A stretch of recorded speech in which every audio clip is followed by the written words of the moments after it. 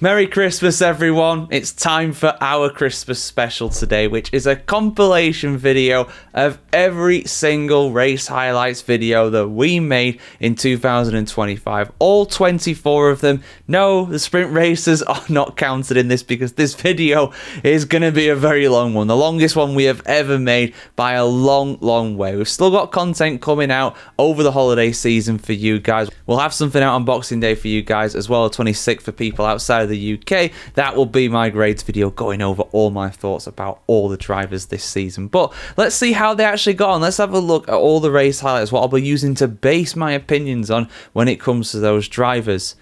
Of course, every single race will be in the description below, so if you want to skip to that down below, go for it. There's plenty to choose from. And at the end of the day, Christmas can be a tough time for a lot of people, so just having something to have on in the background, having a bit of formula reports there with you, and I hope it at least helps some people at the end of the day. That's what we're all about. So I hope you have a fantastic day today on Christmas, guys. Merry Christmas, and we will see you soon for much more content just like this. But for now, let's have a look to the past. You can see all the race highlights here in this video, and you'll also get to see how much this grows every single other week when we do those race reviews. So yeah, that'll be a nice little thing to kind of keep an eye off. So yes, it does change quite a bit. I'm actually pretty prim and proper towards the start of the season in March, but yeah, it doesn't last too long after that. But yeah, let's go into it, guys, starting with Australia. Was it worth getting up at 4 AM in the UK to watch the season opening Australian Grand Prix? Absolutely. It really, really was. It seemed for all the world as though it was going to be a relatively mundane finish to this race. One team was very much dominating, everybody else was very much chasing. But, oh my word, did the weather absolutely throw many spanners in many works to absolutely shake up the order at Melbourne this afternoon, or this morning in this part of the world here in Europe. So, as always, guys, as I always do for all the major sessions in F1, let's have a look. The 5 things that we learned from the 2025 Australian Grand Prix. So, the first thing that we learned is that it was very much a bad day for the rookies. On the whole, there was one very notable exception to that I will very much mention in this first thing. But yeah, on the whole, the rookies, the inexperienced drivers did struggle around Melbourne Albert Park. It was a really struggle for them because it started out in intermediate conditions, did this race. It dried up around the midway point, but then of course the rain did reappear later on and catch quite a few people out. Isaac Hadjar didn't even start the race. He crashed out in the first corner while trying to warm up his tyres. We got an aborted start because of that. Hadjar, bless him, honestly, I felt for him. He was crying. He was so upset. We all know what the pressure is in the Red Bull kind of environment, so I do feel for him there. He probably is thinking the worst. But something that was very nice that I did see after that is that while they were lining up for the second start after the aborted start, Anthony Hamilton, Lewis Hamilton's father, now of course if you don't know, Isaac is a massive Lewis Hamilton fan. If you've seen the rookie conversation, the roundtable thing that they put on earlier this week, you'll know that. And yeah, to see Anthony Hamilton come over to Isaac and just, you know, put an arm around his shoulder, just say, I don't know what he was saying, we couldn't hear what he was saying, but I imagine he was saying something along the lines of, look kid, it happens, you know, don't worry about it, the season's long, you'll get your time to shine. So that was really, really sweet to see, and I'll be surprised if Sir Lewis after this race doesn't do something as well. I am recording this literally after the race has concluded. They've not even gotten to the podium ceremony yet. I'm just looking at Lando Norris in the corner of my eye celebrating with his McLaren team. We'll go into why very shortly, but yeah, Beto, he spun out when the race intensified. Jack Doohan, he also spun out and crashed the car too pretty early on. I think it was only like the first couple of laps, something like that. On top of that, Liam Lawson, he spun out as well. I think he was on dry tyres on a wet track at that point, around halfway through the race. And of course, Fernando Alonso, everybody's favourite rookie too, he spun out about halfway through the race as well. I jest, of course. I understand that joke, like Laura Winter, the F1 presenter. But yeah, a very notable exception to that is Kimi Antonelli, who, despite qualifying, what was he, P16? He was out in Q1 yesterday, had an awful day in qualifying. He kept his nose clean. He did an absolutely incredible job. He finished P4 on the road. He was down to P5 because of a 5-second penalty due to an unsafe release that was applied right at the end of the race. So he slipped behind Alex Albon. Alex Albon up in 4th, by the way. What a race he's at. Unbelievable stuff. Finished behind his teammate George Russell. A really good day for Mercedes on the whole. But yeah, this is probably the longest point one I've ever done, to be honest. But yeah, bad for the rookies on the whole, but the main exception to that was Kimi Antonelli. The only rookie I haven't mentioned, Ollie Bearman, back down at the back of the field in 14th place. Unfortunately, Haas at the moment, and I'll probably do a video on this at some point this week, kind of look like backmarkers. They look slower than the Sauber today. Both of them, Ocon and Bearman, really struggling. But yeah, so I did mention the winner there. I did kind of give it away. Second thing we learned, McLaren very much the team to beat. Oscar Piastri and Lando Norris absolutely led this race as a canter for the most part. And Max Verstappen was keeping it, you know, kind of making things awkward for the two of them early on in the race. Verstappen getting ahead of Oscar Piastri at the start, chilling in P2 for a while, but the pressure eventually got to him, made a mistake, let Piastri go through, and by the time the safety car, by the time that Alonso crashed and that safety car came out, I think there was a 14-second gap between the McLarens and Max Verstappen, so McLaren looking really ominously quick, although Lando Norris was put under severe pressure in the closing stages by Max Verstappen. I feel like a little bit of conservatism coming into Norris's driving in the latter stages there. On the whole, in dry conditions in particular, or sorry, in intermediate conditions I should say, McLaren look like a team to beat, and even in dry conditions look pretty good as well, so I think they're going to take a lot of beating on McLaren. But yeah, where was Oscar Piastri? You know, Verstappen was in P2, George Russell was P3. You've mentioned the whole top 5, George. Where was Oscar Piastri? He was down in P9. So when the rain came and cars started to go off the track, both McLarens went off the track.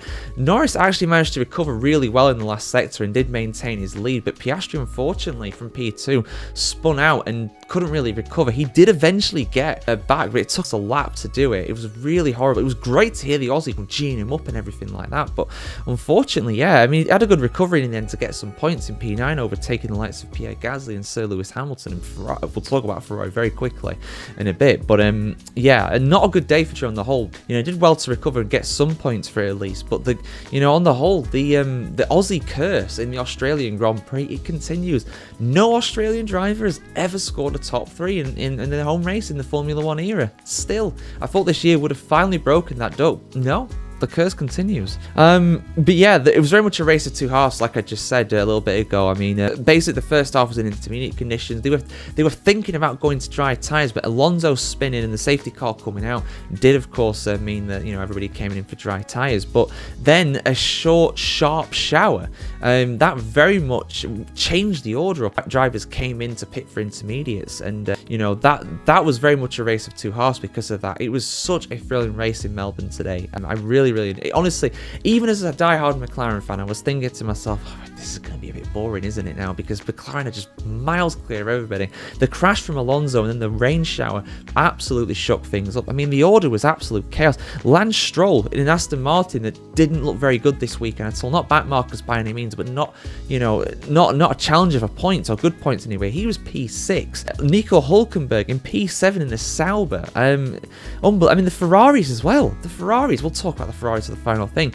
The gamble didn't pay off for them, unfortunately. They weren't looking particularly great. They qualified on the 4th row, 7th and 8th, behind the Racing Bull of Yuki Tsunoda and behind the Williams of Alex Albon. Albon having a fantastic race this weekend, don't get me wrong, but you'd expect the Ferraris to be faster than Williams, but not really looking at this. But yeah, incredible stuff for them to be so far down. They did do a gamble though, like I said. Leclerc was, I think it was like P5, something like that, before the rain came. Hamilton was struggling to get past Albon. He basically spent the entire first half of the race behind Alex Albon. Of course, those two having a lot of previous as well, from back in the Red Bull days for Alex Albon and back in the Mercedes days for Lewis Hamilton, where they had a few crashes, and Alex Albon very much will take the stance that Hamilton pushed him off and crashed him out and potentially cost him his Red Bull career, if you really want to go that deep with it. There's definitely a case to be made for that. So Albon was never going to make it easy for Hamilton to get past. He couldn't do it. That K1 setting or whatever, that overtake mode on his steering wheel, Hamilton never got even close enough to use it. But when the rain came and everybody pit for intermediate tyres, a few guys stayed out. Tsunoda stayed out, and also the two Ferrari drivers, Leclerc and Hamilton, stayed out too. And Hamilton briefly led the race as well because of that. But unfortunately, the safety car came out, and you think they might have gambled and stayed out, try to stay on the dry tyres, but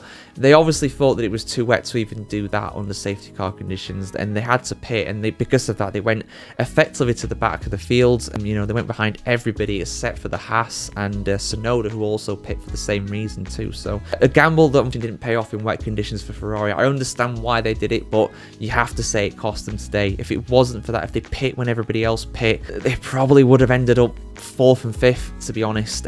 So yeah, a lack of pace in that Ferrari, and not quite embarrassing Ferrari strategy, I would say, not on the level of a few years ago at least, but when it's wet conditions, we saw this in Silverstone and Canada last year, they seem to make the wrong decision consistently, and you have to say they made the wrong decision here. You can't say they did the right thing keeping the guys out, because they clearly, it cost them a lot of time and position. So yeah, there we go, guys. My 5-minute review being almost 10 minutes long because it was that eventful of a race. I was genuinely struggling with things to talk about until Alonso's crash, and everything just shook up.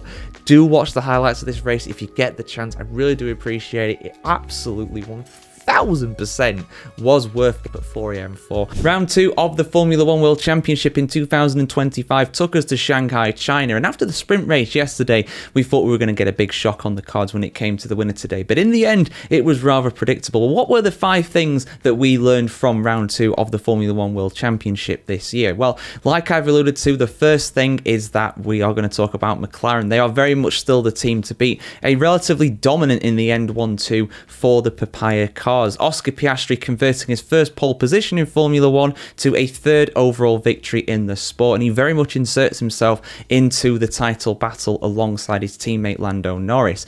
Norris didn't have the best day in fairness, but he did manage to get past George Russell on 2 occasions through this Grand Prix. He was 9 seconds behind his teammate at the end. That was in part due to brake issues. He was reporting a long brake pedal in the latter stages of this race. Basically meant that he couldn't brake as aggressively as before. He had a good gap behind him to George Russell, who finished a very respectable 3rd place. But yeah, it's looking very much as though McLaren are very, very heavy favourites for the Constructors' title, and both Lando Norris and Piastri will have some entertaining battles, I hope, on track through the season. We didn't get that today, but it was an entertaining race for the McLaren concern. But yeah, let's talk about Ferrari next. Civil war at Ferrari? No, I'm just joking. But they did make contact early on in this race. Literally in the first couple of corners or so, Lewis Hamilton kind of slid into Charles Leclerc kind of bounced off the curbs. It's just a racing incident, no malice in that. These things happen. The end result is that Charles Leclerc actually got damage to his front wing, but despite that, he was quicker than Hamilton, and that is despite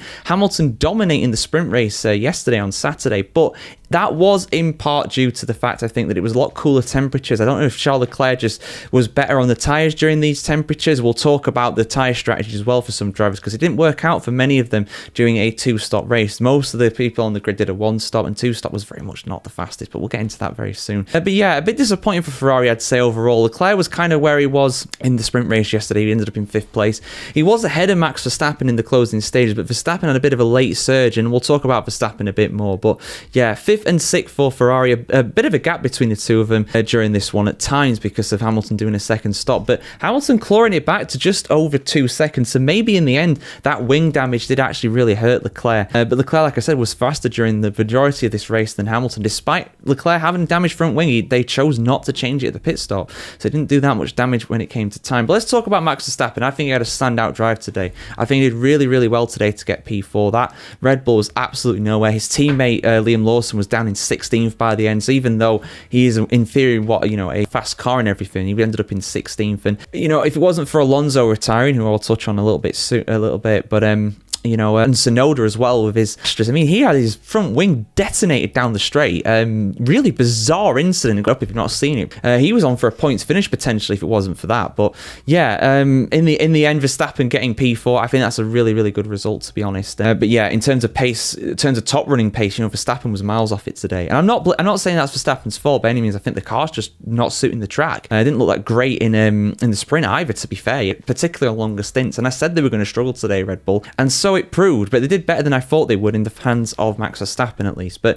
yeah, Alonso, 4th thing that we learned, he's just not having any luck whatsoever during this season. He was out with like 4 laps gone. He had a rear brake failure, and just couldn't brake anymore. It overheated, it was on fire, things on fire, usually overheating at that point. Top level engineering right there for you. But yeah, no, honestly, it was really, really sad to see. And I think without that, he would have got some points today, potentially. Look at some of the guys up in the points, Albon and Behrman and Ocon all in the top 10 today. You definitely would think that Alonso would be in that mix today, particularly as Lance Stroll was P12 by the end of the race. But yeah, no luck for him. It's now 201 race starts since he last won a Grand Prix. 12 years ago coming up to the 2013 Spanish Grand Prix. So that wait continues. But yeah, like I said earlier on, the two stops, the final thing we learned, the two stops just didn't work. It did seem as though it could have been a good strategy given how much those front lefts were wearing out and graining, but the pace advantage of a new set of tyres wasn't really enough, to be honest, I don't think.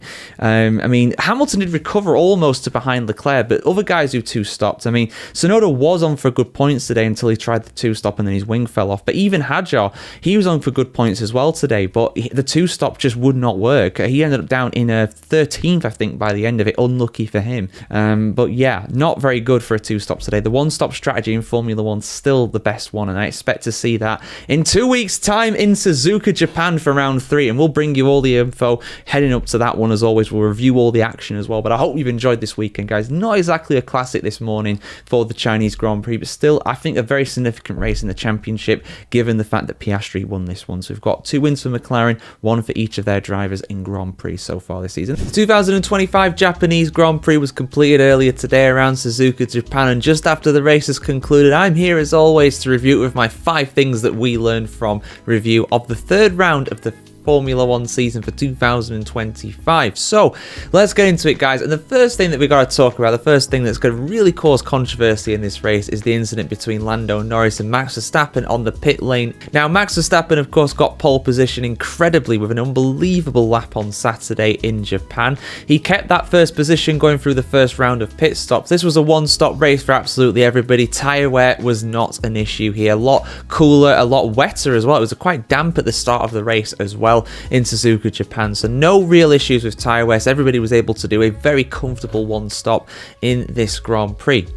Now, Max Verstappen was leading coming into this. His pit box was further back on the pit lane than Lando Norris's was, but Max Verstappen actually had a really slow pit stop, I think 3.3 seconds, which I know is a slow stop these days. That's about a second or so slower than what Lando Norris's was. That allowed Norris to actually be released pretty close to Max Verstappen, and he was partly alongside, keyword partly alongside Max Verstappen, and he did try and get past him going through the pit lane exit, but in his words, Max Verstappen did force him off the track. But if you look at the replays, if you look at the incident, if you look at it from Max Verstappen's perspective as well, he didn't force him off the track. There's absolutely nothing wrong there in my opinion. The stewards did investigate it. They found no wrongdoing there. If Max Verstappen was going to give Lando Norris some room, he probably would have crossed over the pit lane exit on the outside, on the left side as you go out. So that meant that he would have got a penalty for cutting the pit lane. Verstappen did absolutely nothing wrong.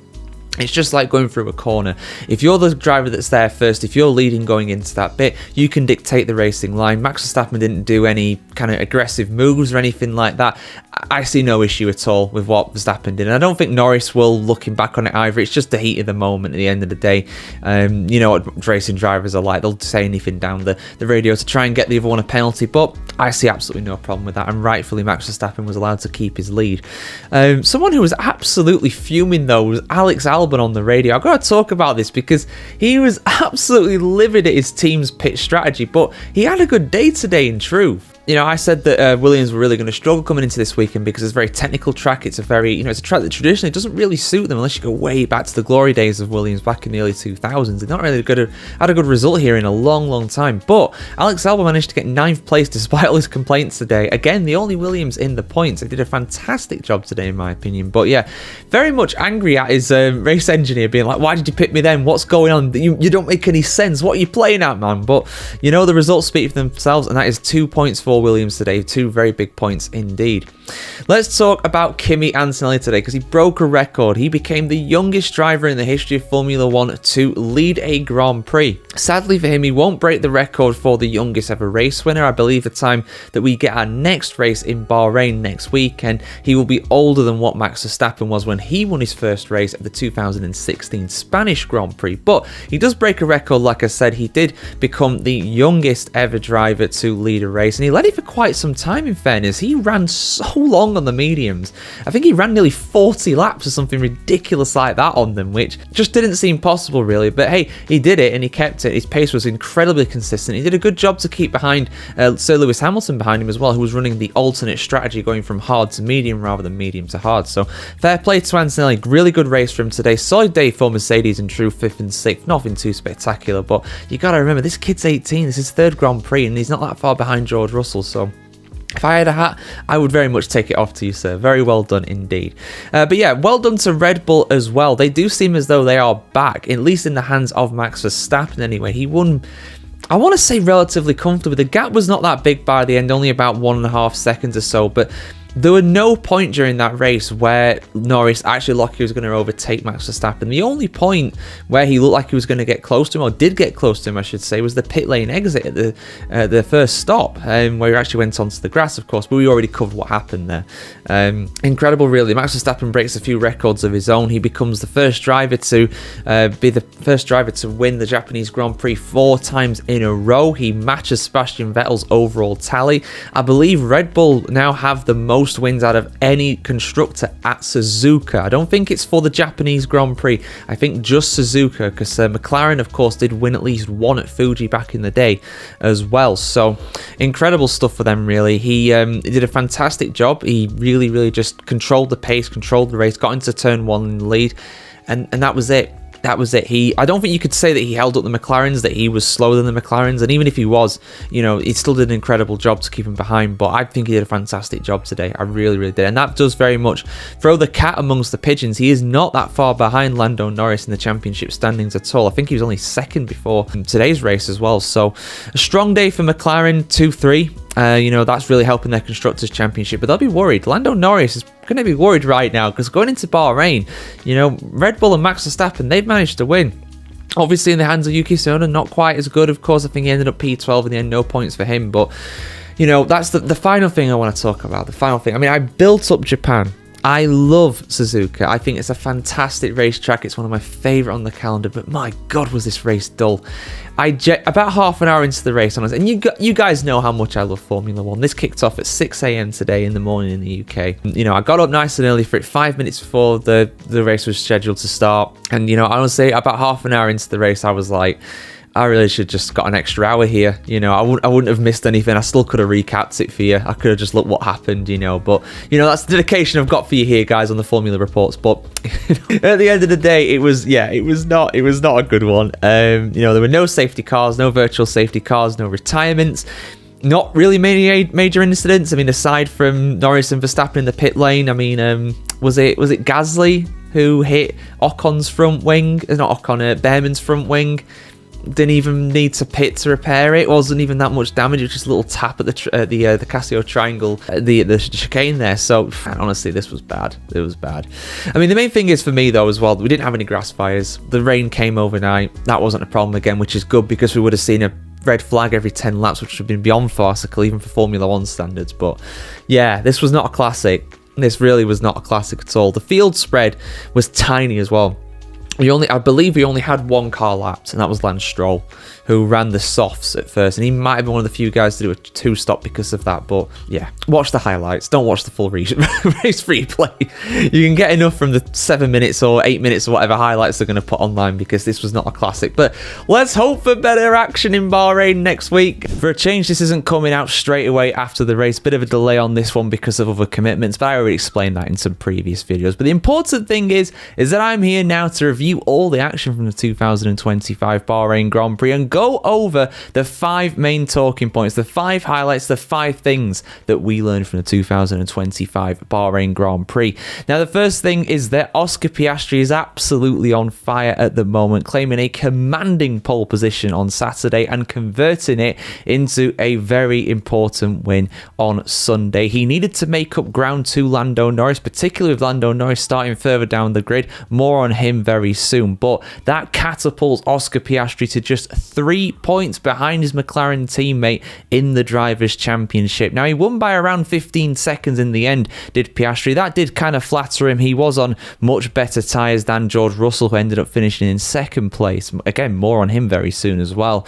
But in truth, he wasn't really that troubled. It was only really at the restart where George Russell was on the better tyres for the restart after the safety car, but in the end, Piastri absolutely walked it. 15 seconds just over. He won the Grand Prix by a really, really important one. And as well, McLaren's first ever win around Sakhir, which is a real surprise. I mean, we did hypothesize about this coming, of course, but a real surprise that in the first place, it's taken over 20 years for this to happen, but it has happened in the end. And it was a double podium for McLaren too, but it could have quite easily been a 1-2 in the end. Lando Norris was absolutely driving like a man possessed, so much so that he actually missed his actual starting place on the grid, got a 5-second penalty as a result of that. Despite taking that penalty, he clawed his way all the way up onto the back of George Russell's gearbox by the end of the race. He was absolutely clamoring to get by, trying to make it a McLaren 1-2, a second McLaren 1-2 this season, but unfortunately for him, he couldn't make it happen. Russell held on in the end. In my opinion, Lando was almost caught out by the pace that he had. He was so far faster, so much faster than George Russell. He basically almost outbroke himself going into turn 1 on the final lap. If he just sort of hung back, he would have really got him, I think, on the way down to the second braking zone of turn 4. But as it was, it didn't happen for him. Still a solid result, still top of the championship, but that lead is looking very slender to his rival Oscar Piastri, who is, of course, the closest rival to him, in part because Red Bull kind of sucked this weekend, really. They were well off it, in truth. I mean, I think Max Verstappen, to be honest with you, did a really good job to get 6th place in the end. He was absolutely nowhere. He was 7th in qualifying. It wasn't even a case of Yuki Tsunoda underperforming in the car either. He was P10. I don't think Max Verstappen was really working miracles compared to Yuki Tsunoda, but Tsunoda, he got his first points for Red Bull, which is a positive 9th place. But yeah, I mean, Verstappen down in 6th, and really, it only happened on the last lap for him. He got past Pierre Gasly literally on the final lap of the race to take that 6th place. But yeah, not a good day for Red Bull. They'll be looking for much better in Saudi Arabia next weekend, but their car at the moment looking not very quick after looking so quick in Japan. It's a really competitive season, is this, in Formula 1. But let's talk about George Russell. Is he a title contender? Well, I would say certainly that title contenders include both the McLarens and Max Verstappen, and George Russell, he's only just hanging on to those coattails of Max Verstappen. He's not that far behind, only 6 points behind, and you have to go all the way back to Charles Leclerc in 5th for another driver, of course, behind that, and he's on like half the points, 32 points compared to George Russell's 63, just over, a tiny bit over half the points of what his rival is there. So I think you'd have to include him in that conversation. He's not been outside the top 5 all season so far, 3 podium positions as well, and a 2nd place in Bahrain to boot. I think Russell is looking really impressive, especially how much his teammate Antonelli struggled in the race. I mean, Antonelli ended up down in P11. I only caught the brief highlights. I may have missed something very obvious for that as to why he was so slow in the race, but in qualifying he looked good, but in the race it just was not on for him. I don't know if he got caught out with a bad pit stop in the safety car period or something. Guys, let us know what happened in there in the comments below. But yeah, literally I just got back now, and I'm just recording this after going through the race itself and the main talking points. So the final thing that we learned, though, is that testing does not necessarily equal a boring race. Yes, I didn't watch the entire race. I've not had the time to do that, unfortunately, but I tell you what, this definitely seemed better than Japan, and probably better than China as well, just going off of the highlights. Not a classic by any means, but it was still eventful. There was a battle for the lead. There was some decent battles in the mid-pack as well. Carlos Sainz was in every single fight during this race, really. He was doing a really good job to battle through all that, but unfortunately in the end he did end up retiring. But yeah, he was looking pretty good in the Williams until then. But yeah, eventful for sure. Definitely better than what it has been, and having preseason testing at Bahrain and then going for the race a little bit after, at least, it doesn't necessarily equal a bad race. So I think that is a positive at the end of the day, and definitely after the snooze fest that was Japan, it is a positive that's really welcome and not entirely expected expected, to be honest with you. While not quite as manic as the Bahrain Grand Prix last weekend, the Saudi Arabian Grand Prix of 2025 was a pretty eventful affair, and there was plenty to highlight during my 5 things that we're going to learn about this race. So without further ado, guys, let's dive in with the 5 main highlights of the 2025 Saudi Arabian Grand Prix. The first thing that we learned is that it was going to be a very short afternoon of running for Pierre Gasly and Yuki Tsunoda. Both of them did a decent job in qualifying. Now, getting an Alpine into the top 10 is hard enough. Getting that second Red Bull into the top 10 also is pretty difficult, but unfortunately both of these two guys were out very early on. Lap 1, in fact, for both of them. Pierre Gasly was basically trying to fight around the outside of Yuki Tsunoda, and as they went into the tight left-hander, there was just not enough room for the both of them, and they crashed out into the wall, out of the race. Safety car triggered because of that. Obviously, every single Saudi Arabian Grand Prix now having a safety car, at least one of these safety car periods coming out in every single one of its races. I remember that Singapore had that record for a very, very long time, and it seems that Jeddah is the new version of that. They've had 5 in a row now over the last 5 years. But yeah, really sad for both of those guys. They were on for some good points today, but unfortunately did crash out in the end. But let's talk about the lead battle. Oh, this was a controversial one for sure.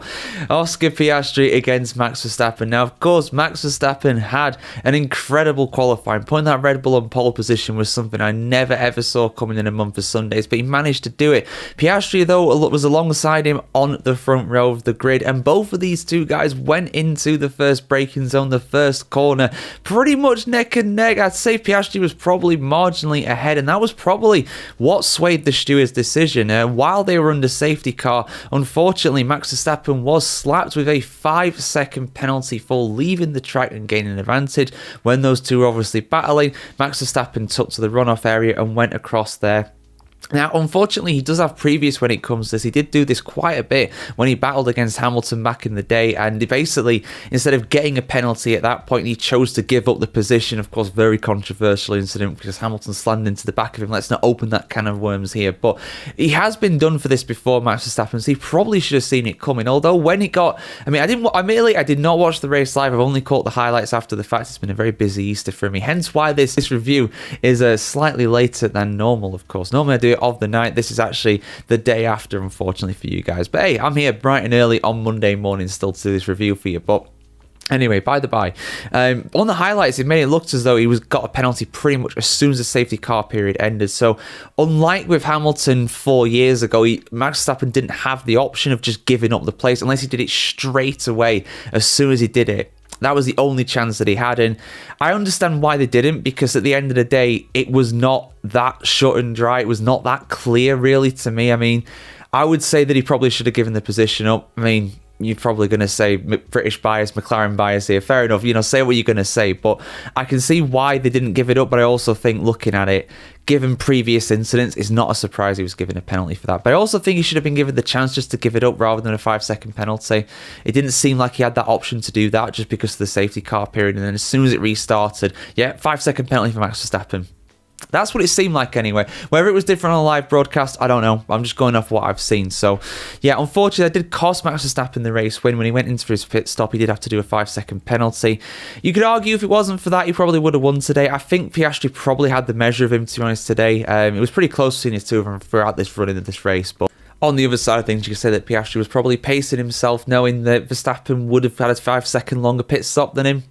So, 6 one, half a dozen the other. But let's talk about Piastri. He is now the championship leader after this. Incredible stuff for him to do that. No, Norris's teammate did have a good recovery. We'll speak about him very shortly. But yeah, Piastri, 2 wins in a row. 3 wins in the opening 5 rounds of the season. It is looking rather ominous. That championship gap is not a big one, of course, but it is very, very tight at the moment at the top, between the top 3 in particular. George Russell not really having the best of days in Saudi Arabia. Not a bad day by any means, but by his standards recently, not the greatest. That leading 3, they very much do pull away a little bit from George Russell this weekend as a result of the standings that we saw today.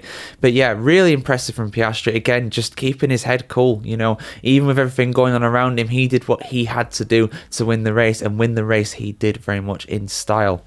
But let's talk about Lando Norris. Now, of course, I said that realistically he had to get a podium today if he was going to have any hope of, kind of keeping his confidence going, keeping that momentum going. But he didn't get a podium in the end. He got 4th place. But to be honest with you, given what happened, I think that's a good recovery drive, really. He overtook a lot of drivers. Had a great battle with Sir Lewis Hamilton. Those two really dicing and trying to avoid giving each other the DRS going out of that final corner. Overtake both Mercedes as well, who were looking pretty solid this weekend.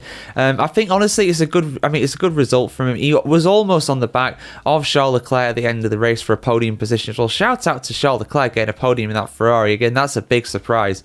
Fantastic for him. He's been really consistent as well as Charles Leclerc. 3rd and 2 fourths in the last 3 races. That's not bad going, really, for a car that's probably 4th fastest on the grid. But yeah, Lando Norris, it's not a bad result from by any means. McLaren still have 1-2 in the Drivers' Championship, but Norris now just 2 points ahead of Max Verstappen, and he is now 10 points behind Oscar Piastri as well, his teammate. It does look worrying. We're going to Miami next, which is the circuit where he won at for the first time in Formula 1, but in large part, he did win there because of the timing of that safety car. He was not the fastest driver through that weekend. That was Max Verstappen, so we will see what happens there. But let's talk very briefly as well. The final thing that we learned is, that management fees for Gabriel Bortoleto may well increase off of the back of this race. You might be wondering what I'm meaning by that. Well, Alonso and Bortoleto had a pretty intense battle today, to say the least. Now, Bortoleto, for those that don't know, is managed by Fernando Alonso's management agency, FA14.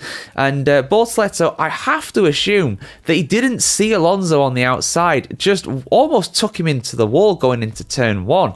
Alonso went around the outside of his Sauber, much younger driver. And unfortunately, fortunately they didn't actually collide, but it came really close between the two of them. It could have been a really nasty crash, but Bortoleto, thankfully, in the end, just backed out. I don't know whether he was just getting the elbows out or he made a mistake, but I would have to assume he didn't see Alonso. He must have been his blind spot on his mirrors or something. The mirrors in Formula 1 cars are not easy to use, especially when you're an inexperienced driver like Bortoleto. But yeah, heart in mouth moment for Alonso there. Thankfully, did not end up in a big crash. But yeah, those were the 5 things that we learned from this race. Max Verstappen, very solid podium, decent recovery drive from Lando Norris, a surprise podium for Charles Leclerc. Piastri now the leader of the World Championship, and Alonso very lucky to not crash out of this race. Unfortunately, though, I believe it's still no points for Alonso this season. And in fact, yeah, it isn't. He's still one of 4 drivers not to score any points this season. Lawson, Doohan and Bortoleto being the other 3. Not very good company to be in there, unfortunately, for Alonso. He's not used to being that far down. The 2025 Miami Grand Prix took place yesterday around the Miami International Autodrome. But what were the 5 things that we learned from the event? Well, that's what I'm here for, guys. Happy Monday morning to everybody. A late one in the UK last night for Formula 1. I'm reviewing this first thing bright and early on Monday morning for you guys. So here are the 5 main highlights, the 5 things that we learned from the Miami Grand Prix of 2025. So let's start with Lando Norris. Now, he had a big opportunity here. He won the sprint race earlier in the week. And also on top of that, he was starting ahead of his teammate Oscar Piastri on the grid, 2 places in front of him, in fact, in P2. Now, Max Verstappen very much did make a mistake going into the first corner of this race, and that gave Lando Norris the opportunity to try and overtake him, but unfortunately for him, it didn't work out. Now, this was a dodgy incident to say the least, but I think overall the stewards probably did get it correct in terms of letting it go. It was a first corner, first lap incident. Lando Norris claimed that he was pushed off by Max Verstappen. Max Verstappen claimed that Lando Norris was never alongside. I think on the balance of things, given what you know about Max Verstappen, he should have been very, very circumspect about trying to pass him at that point. Lando Norris ran off the road, lost a bunch of places because of that. I think he was all the way down in P6 actually. Now, credit where it is due. From that point, Lando Norris recovered very well. He got eventually up to P2. Again, some people will point to the fact that he didn't pass Max Verstappen very quickly. Max Verstappen, though, he was proven to be very difficult to overtake, and I don't mean that in a negative at all. His defensive driving during times of this Miami Grand Prix was absolutely incredible, and he pushed both Oscar Piastri and Lando Norris to the absolute limit. He did all he could. Eventually, didn't really work out for Max Verstappen in the end. He ended up getting P4. George Russell jumped him in the pit stops. We'll talk about that in a little bit.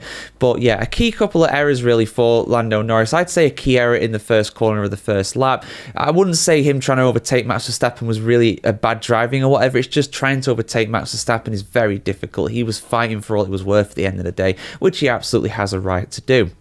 In the end, Lando Norris had about a 9-second gap to Oscar Piastri by the time he got past Max Verstappen. He brought it down to about three or so seconds by the end of the race, but it is points dropped. It is another win for Oscar Piastri. I would say overall a better weekend for Lando Norris, not just in his finishing position, but also in his performance throughout the race. But that little mistake in the first corner, these things do add up, and Oscar Piastri doesn't seem to be making as many errors as what Lando Norris did. He really bided his time. Let's talk about Oscar Piastri for the second thing. He really bided his time. He did a fantastic job today. 3 wins in a row for Oscar Piastri in Formula 1. The first McLaren driver to win 3 Grand Prix in a row since Mika Hakkinen back in 1998. And what did Mika Hakkinen do in 1998? He won his first world title.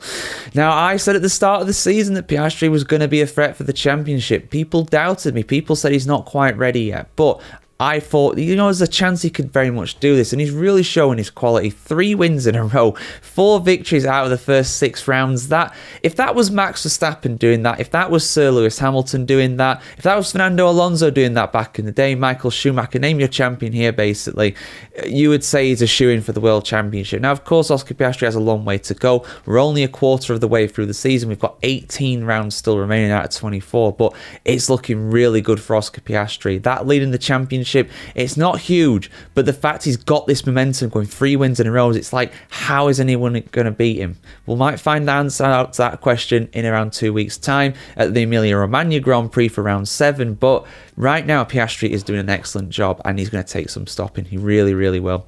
But I did mention George Russell before. That third thing I want to talk about, he got P3 in the end. It was not a good sprint race for him, unfortunately, but it was a really, really good Grand Prix on Sunday for him. Yes, he was fortunate. He ended up jumping Max Verstappen through the pit stops because, this was a one-stop race for everybody pretty much, but it was because of, I believe it was Behrman. I know Behrman and Bortoleto both had engine failures around the same sort of time, and we got a VSC for both of them. I believe this was for Behrman. He took the opportunity. He ran the tyres longer. There was a threat of rain around it. There was talk about rain playing a part in this race, but unfortunately, if you wanted a bit of action to spice it up, because it was not the most entertaining race overall on Sunday afternoon in Miami, we really needed that rain to happen, but unfortunately, it just missed the circuit. It was on the radar, but it just missed it by the smallest amount. We got a few drops on the camera, but nothing like what would be required to run intermediate tyres. So yeah, a great day for Russell. I do think a championship challenge is extremely unlikely for him, but he really drove well during this Grand Prix. Got another podium, so fair play to the guy. That is very much gaining ground on Max Verstappen, of all things. So we'll see how he gets on in the next round in Italy. But yeah, a good day for Williams as well. They were showing excellent pace. They didn't get any points in the sprint race because of an incident for Carlos Sainz and also a penalty to Alex Albon. But as far as I know at the time of recording, there are no penalties associated with Williams. They ended up finishing P5 for Alex Albon. He finished above both Ferraris. We'll talk about Ferrari, don't worry. But he finished above both Ferraris. What a day it was for him. Carlos Sainz in P9. He almost got P8 right at the end of the race. He did actually overtake Charles Leclerc as well. Got into what would have been P7 at that time, but at a VSC restart, I think the one for Bortoleto, he was caught out by the Ferraris. He was gazumped by them. Unfortunately, he wasn't able to actually get past them again. He tried to get past Lewis Hamilton through the final corner of the final lap, just a last minute desperate Dan lunge. Said Hamilton turned into him. No, mate, he was just turning into the corner that you were never going to make, choosing that braking point so late. But you don't win the lottery if you don't buy a ticket. Carlos Sainz bought a ticket, but his numbers did not come up, unfortunately. P9 for him, not amazing for him, but still double points for Williams. This has become the norm for them now. They are very much the best of the rest team.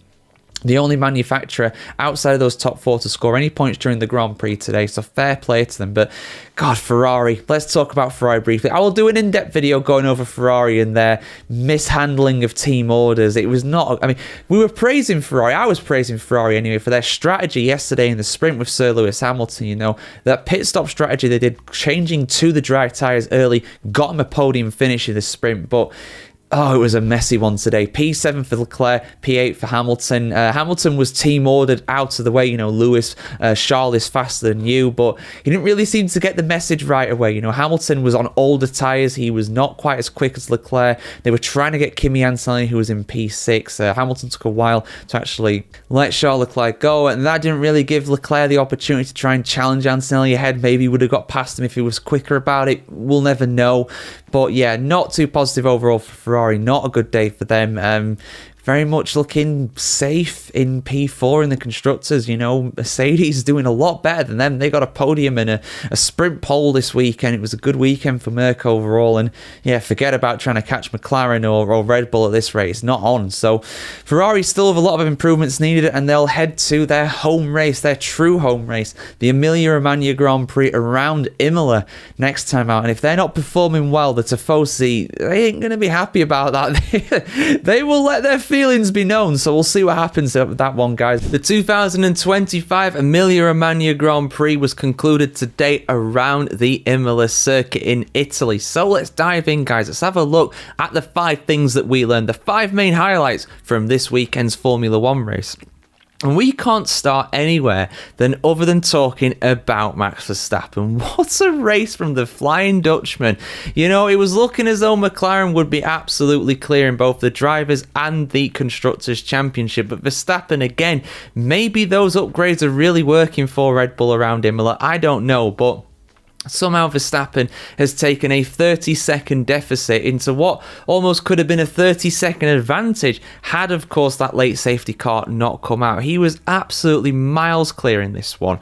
He actually got a poor start relatively. He was pretty slow off the line, especially compared to Oscar Piastri, but he broke so late into the Tamburello chicane. I was convinced he was going to fly off the road. It didn't seem possible, but he kept it on the road and he kept it clean. It was a very gritty, determined move, but my goodness me, what an overtake. That is the mark of a champion. That is the mark of an overtaking master right there. And from there as well, he never looked back. He was genuinely faster than Oscar Piastri. You know, it wasn't a case like it was 12 months ago where Lando Norris was clearly the faster driver but couldn't get past. Piastri was not the faster driver. That was Max Verstappen. Unbelievable stuff from him, really. He really, really did show his quality today. And again, I mean, he was always in that conversation for the championship, but he's really inserted himself a little bit more of that. He kept cool at the safety car restart as well, built up a big gap there with Lando Norris trying to chase him down. You know, really, really superb drive. Honestly, seriously impressed me today. I did not expect Verstappen to win this race. I thought he was going to be third place, comfortably behind the McLarens, like has been the case in quite a few races this season. But, you know, he took the lead at the first corner, and he kept it throughout the race. He never looked back. Absolutely quality. The second thing we learned is that, yeah, it was a good day for McLaren in the Constructors' Championship. They get a bit of an advantage to Red Bull and Mercedes. Behind Mercedes, a really poor day overall. I'll talk about them soon. But could they have got more? Could this have been a victory for them? Well, to be honest, I don't know. I don't think so. I think maybe if they were 1 and 2 going into the first corner, maybe then I think Verstappen would have struggled to get past, but you don't know because we saw a lot of overtaking today. There was a lot of passing today, you know, around a track that a lot of people say that you can't overtake around Imola. We saw loads of passing. So, you know, on the balance of things, given the overall pace of the cars out there, I would say that Max Verstappen was the quickest, and I think he would have won anyway. But as it was, McLaren were second and third. Piastri was second for the majority of the race, but late on, Norris made a pit stop before the safety car restart. Piastri chose not to do a pit stop before that, so therefore they ended up swapping positions there at that point. And it wasn't team orders or anything. There were no team orders in there. Norris did it on pure pace. Some people saying that they perhaps should have used team orders. I've done another video going more in depth at that. That'll be out at a similar time to this one, or maybe soon after as well. But yeah, overall, McLaren, to be honest, I genuinely think this is as good as they could have got. I don't think they could have won today. I think it would have been really tough for them to keep Verstappen behind, but who knows? Who knows? Anyway, a much better Sunday than it was a Saturday for Ferrari. They were hopeless yesterday in qualifying, both of them out in Q2, unable to make the top 10, 11th and 12th for Charles Leclerc and Sir Lewis Hamilton, but they absolutely recovered magnificently today. Yeah, there was some good fortune with the safety cars and the virtual safety cars in there, but P4 for Hamilton chasing down Oscar Piastri in the closing stages. Unreal. The pace from them was absolutely electric. Charles Leclerc got a little unlucky towards the end. He was one of the guys who didn't stop like Piastri, and his pace wasn't quite on the same level. But P6 from starting outside the points, again, around a track where you're not meant to be able to overtake. Unbelievable. Fantastic for them. That will appease the Tifosi. It's not where they want to be, but it's closer to where they want to be. And honestly, that was a lot better than I was expecting from them. I really thought they were going to struggle to get points. I mean, Hamilton was behind Kimi Antonelli, who, of course, retired during this one. Really unlucky retirement for him, mechanical failure. But, you know, even at that point, he was looking like, well, maybe he's going to get about 8th, 7th, maybe, if he's lucky. But, yeah, in the closing stages, that car came alive. But alive. Let's talk about something that is just really losing hope at this point. Let's just talk about Aston Martin.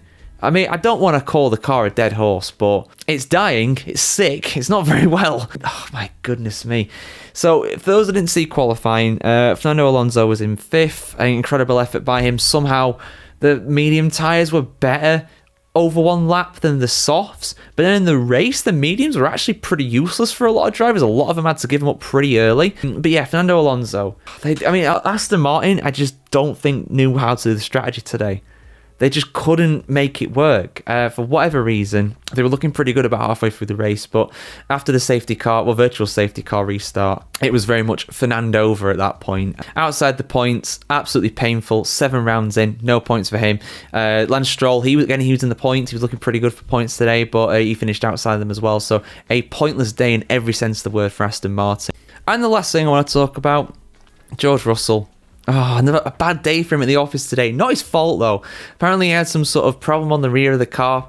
I think he said the rear axle of the car wasn't acting right or something, so he didn't quite have the stability going through the chicanes, the slow-speed corners. So that really would have hampered him, and he did well at the start. You know, he was challenging Oscar Piastri for the lead of the race, and he wasn't very happy about him blocking him in his words. It wasn't blocked in at all, no. He was fine. Nothing wrong with Piastri driving in a straight line towards the first corner. Imagine doing that. But anyway, in all seriousness, you know, Russell just didn't have the pace today in the end. That problem probably costing him quite a bit. Not only in the uncertainty of just the performance of the car, but also probably costing him a bit of tyre wear as well, having to overcorrect and just wears out the rear tyres some more. So it's not what he wanted. He was down in P7 today, the first time he's finished outside of the top 5 in any race this season so far. So yeah, the slim hopes of him kind of putting up a challenge to the McLarens and Max Verstappen in the Drivers' Championship, I feel like that's probably over at this point. Long way still to go, of course, but I just don't see it in the pace of the car. They had a poor weekend this weekend, Mercedes again struggling in the heat. It was hot this weekend at Imola. You know, it was really nice weather, beautiful weather in the north of Italy today, but no amount of sunshine will fix George Russell's struggles there. P7, not a good day for him. So the 2-stop rule around Monaco definitely shook things up for the 2025 race. Maybe not in the ways we were expecting it to, but it definitely made things more entertaining than usual in Monaco. But what were the 5 things that we learned from the 2025 Monaco Grand Prix? Well, let's dive in with 5 of the main points. For a change, I actually did really struggle to narrow this down to just 5 because it was a very eventful race, and we'll get into why during this video. So, first thing of all, Lando Norris won today. He managed to get McLaren's first victory around the streets of Monte Carlo since 2008. And this was also the first time that a McLaren driver managed to start on pole position in Monaco as well. Very much ending the winless run that McLaren have had in Monaco for almost 2 decades. Of course, McLaren have more wins at Monaco than any other constructor, but it's been a very long time since they last managed to win, but they managed it today. Norris almost threw it away right at the start. He had a massive lockup going to turn 1. He managed to keep it on the road, managed to keep Charles Leclerc behind. Leclerc was doing everything he could to try and get past Norris, but there was not enough room. That is Monaco, and he managed to keep the lead. Norris had excellent pace throughout this race, and he managed to keep behind Charles Leclerc, and actually won in the end by a relatively comfortable reasonable margin. He very much still had a lot of performance in his tyres for sure at the end of that one. So very much a deserved win and a huge win for him as well. I think it's just 3 points now between Lando Norris and Oscar Piastri. Piastri doing a good job for his teammate, finishing in 3rd place today. But yeah, that championship advantage that Piastri had has very much been reduced heading into Spain. But let's talk about Ferrari, because Ferrari had a good Saturday overall, with the exception, of course, of Hamilton's penalty. They showed excellent pace, qualifying in P2 and P4, Hamilton starting in P7 because of his 3-place penalty. I went into why during my penalty explained video that I put out late last night, if you want to go check that out, of course. But it was still a good day for Ferrari overall, I'd say. I mean, Leclerc had some excellent pace. I don't think he quite had enough to be able to beat Norris. If you managed to get past Norris at the very start, then yeah, maybe it's a different race at that point. But honestly, for the most part, I'd say Lando had the measure of him today, but still very encouraging. Ferrari, the closest challengers overall to McLaren. Hamilton did a good job, to be fair, ended up in P5, overtaking a couple drivers throughout this race to gain a few positions. Not bad at all. Again, doing a good job for his teammates today. There was very much a requirement for the B drivers, as it were, the drivers that started further down the grid, or at least ones that were running further down the order, to do a job for the A drivers, the people who were in front, and that did unfortunately include Hamilton, but he did his job well. He was not making any complaints about it. He was doing what he had to do to help Ferrari, and he did a good job of it, of course, as well.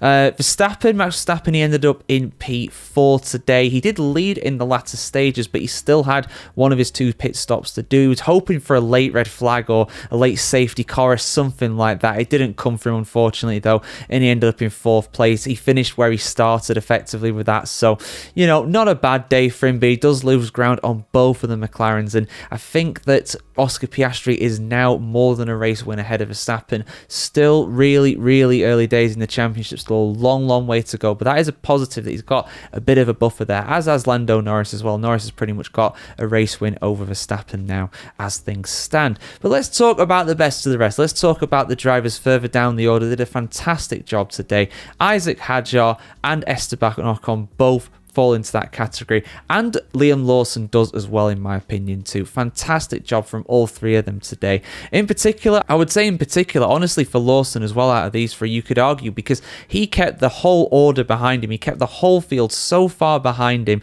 that it gave basically Isaac Hadjar enough of a gap, enough of a buffer to be able to do his 2 pit stops really early, and because of that, Hadjar finished all the way up in P6. Fantastic result for him.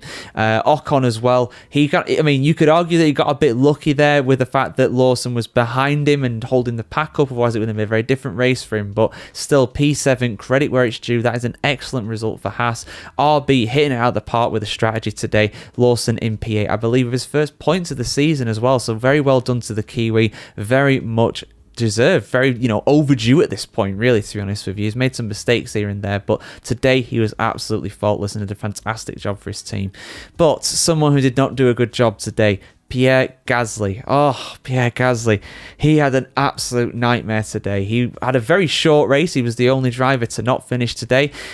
He basically got his braking point wrong, or he lost the rear end of the car. I'm not sure what actually happened to him, but heading out of the tunnel, he lost the rear end of the car under braking, lost control of it, hit into Yuki Tsunoda. Thankfully, somehow Yuki Tsunoda continued and didn't have a puncture, despite an Alpine flying towards his rear end at a rate of knots. Gasly did have, because of that, some suspension damage. His front left was actually hanging off. And the reason why I say he's in trouble, not because he really retired from this one, that's not good, of course, but unfortunately, in that kind of situation, you have to pull up by the side of the road and retire the car immediately. You should not try and drive back to the pits, which is exactly what Gasly did. Now, you might be wondering, well, maybe he was trying to prevent a safety car or a red flag or a virtual safety car. Good guy Gasly. No, not good guy Gasly. Bad guy Gasly on this one, I'm afraid. He really messed up here, because basically in that situation, you are obliged to stop the car immediately, pull over by the side of the road, let the marshals deal with it. If it's a safety car, it's a safety car. If it's a red flag, it's a red flag. It is what it is. You've got to do that, because what then happens, unfortunately, is the fact that you get loads of debris being littered onto the track, and while you were driving your car extremely slow. By the way, he was on 3 wheels at this point. He was saying that his brakes weren't working. No wonder his brakes weren't working. He had a wheel hanging off. No wonder it weren't working. It wasn't attached to the car anymore. Not really, anyway.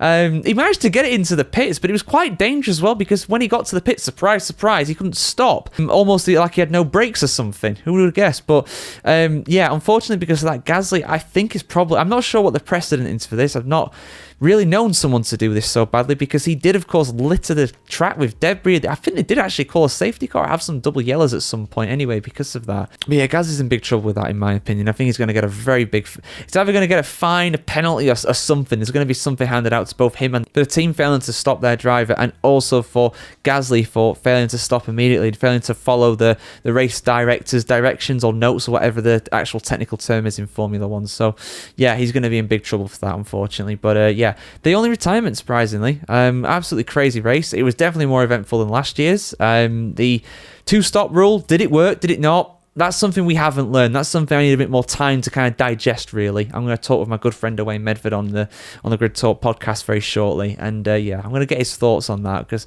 I've got some thoughts about it. I'll record a little video for you guys, of course, and that'll be out probably the day after this one. I'll probably put it out on Monday morning, something like that. But yeah, have a fantastic day wherever you are in the world today, guys. And yeah, let us know what you thought about the Monaco Grand Prix this year. I think, for better or worse, it was definitely more eventful, and I am definitely thinking that this is a better rule than what we had before. That's my initial impression anyway. And also, shout out to Fernando Alonso. Oh, he was on for good points again, and his car blew up, his engine blew up. That's a sick thing that we learned. Alonso is cursed. He's the worst driver, or he's the unluckiest driver in the world, as he said on the radio. He's not the worst driver, that's his teammate. The Circuit de Barcelona Catalonia served up an absolute classic for the final Spanish Grand Prix to be held at this venue. We will, of course, see it next year, thankfully, but this is the final one that will be known as the Spanish Grand Prix held at this circuit. As we move to the Mad Ring next year, this was an absolutely mad race in the end. The final stages of this one were absolutely incredible. It was very much a slow burner, strategic kind of race for the most part, which I like. It's interesting at the end of the day. We had a few different drivers who were kind of jostling for the victory, but in the end, in those final few laps, when the safety car came out after Kimi Andrea Antonelli, obviously his car broke down the Mercedes. Again, another mechanical failure for him and his Mercedes. That's 2 in the last 3 races. Obviously not his fault. That's the fault of the car and the team, but really, really bad for them, obviously. But it served up an absolute chaos multiplier at the end. So let's dive in, guys. 5 things that we learned from this race. I'll go through it as quick as I can because, yeah,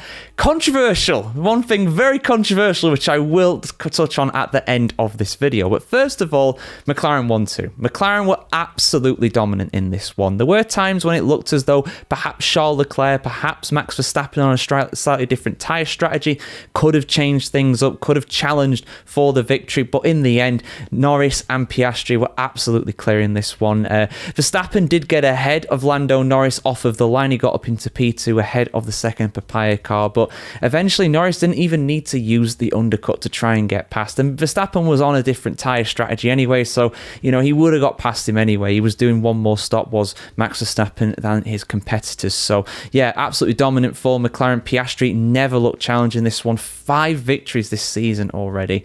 8 podiums in a row. He only missed out in his home race at the start of this season, Albert Park. Ever since then, he has been on the podium every single Grand Prix, and most of those on the top step as well. So, yeah, that leading the championship does extend to 10 points now for Oscar Piastri over Lando Norris, but it's still very close as we head into the next round in 2 weeks' time in Canada. We got a Ferrari on the podium as well. It's rare that we get Ferrari on the podium, but they absolutely earned it today. Charles Leclerc was absolutely fantastic. He was behind Sir Lewis Hamilton earlier on in the race. He was team ordered to allow him to go past because he was the faster of the 2 drivers by some margin at that point. He stopped late on for soft tyres like quite a few drivers did. He overtook Max Verstappen for 3rd place, and he kept it from there. He absolutely deserved it today. Ferrari, not quite Ferrari's back, but they look good today. Their race pace was excellent, like we saw at Imola as well. So qualifying not quite on the same level, but in the race where the points are handed out, Ferrari looked very quick. And now the biggest surprise result of today has to be, without a doubt, Nico Hülkenberg, P5. No, I'm not joking. Hülkenberg got 5th in a Sauber. He was 6th on the track. There was a penalty for a driver ahead. Again, like I said, we will talk about him, don't worry. But Hülkenberg overtook Sir Lewis in the last stages of the race to get all the way up to 6th on the circuit. Those soft tyres working an absolute treat for him.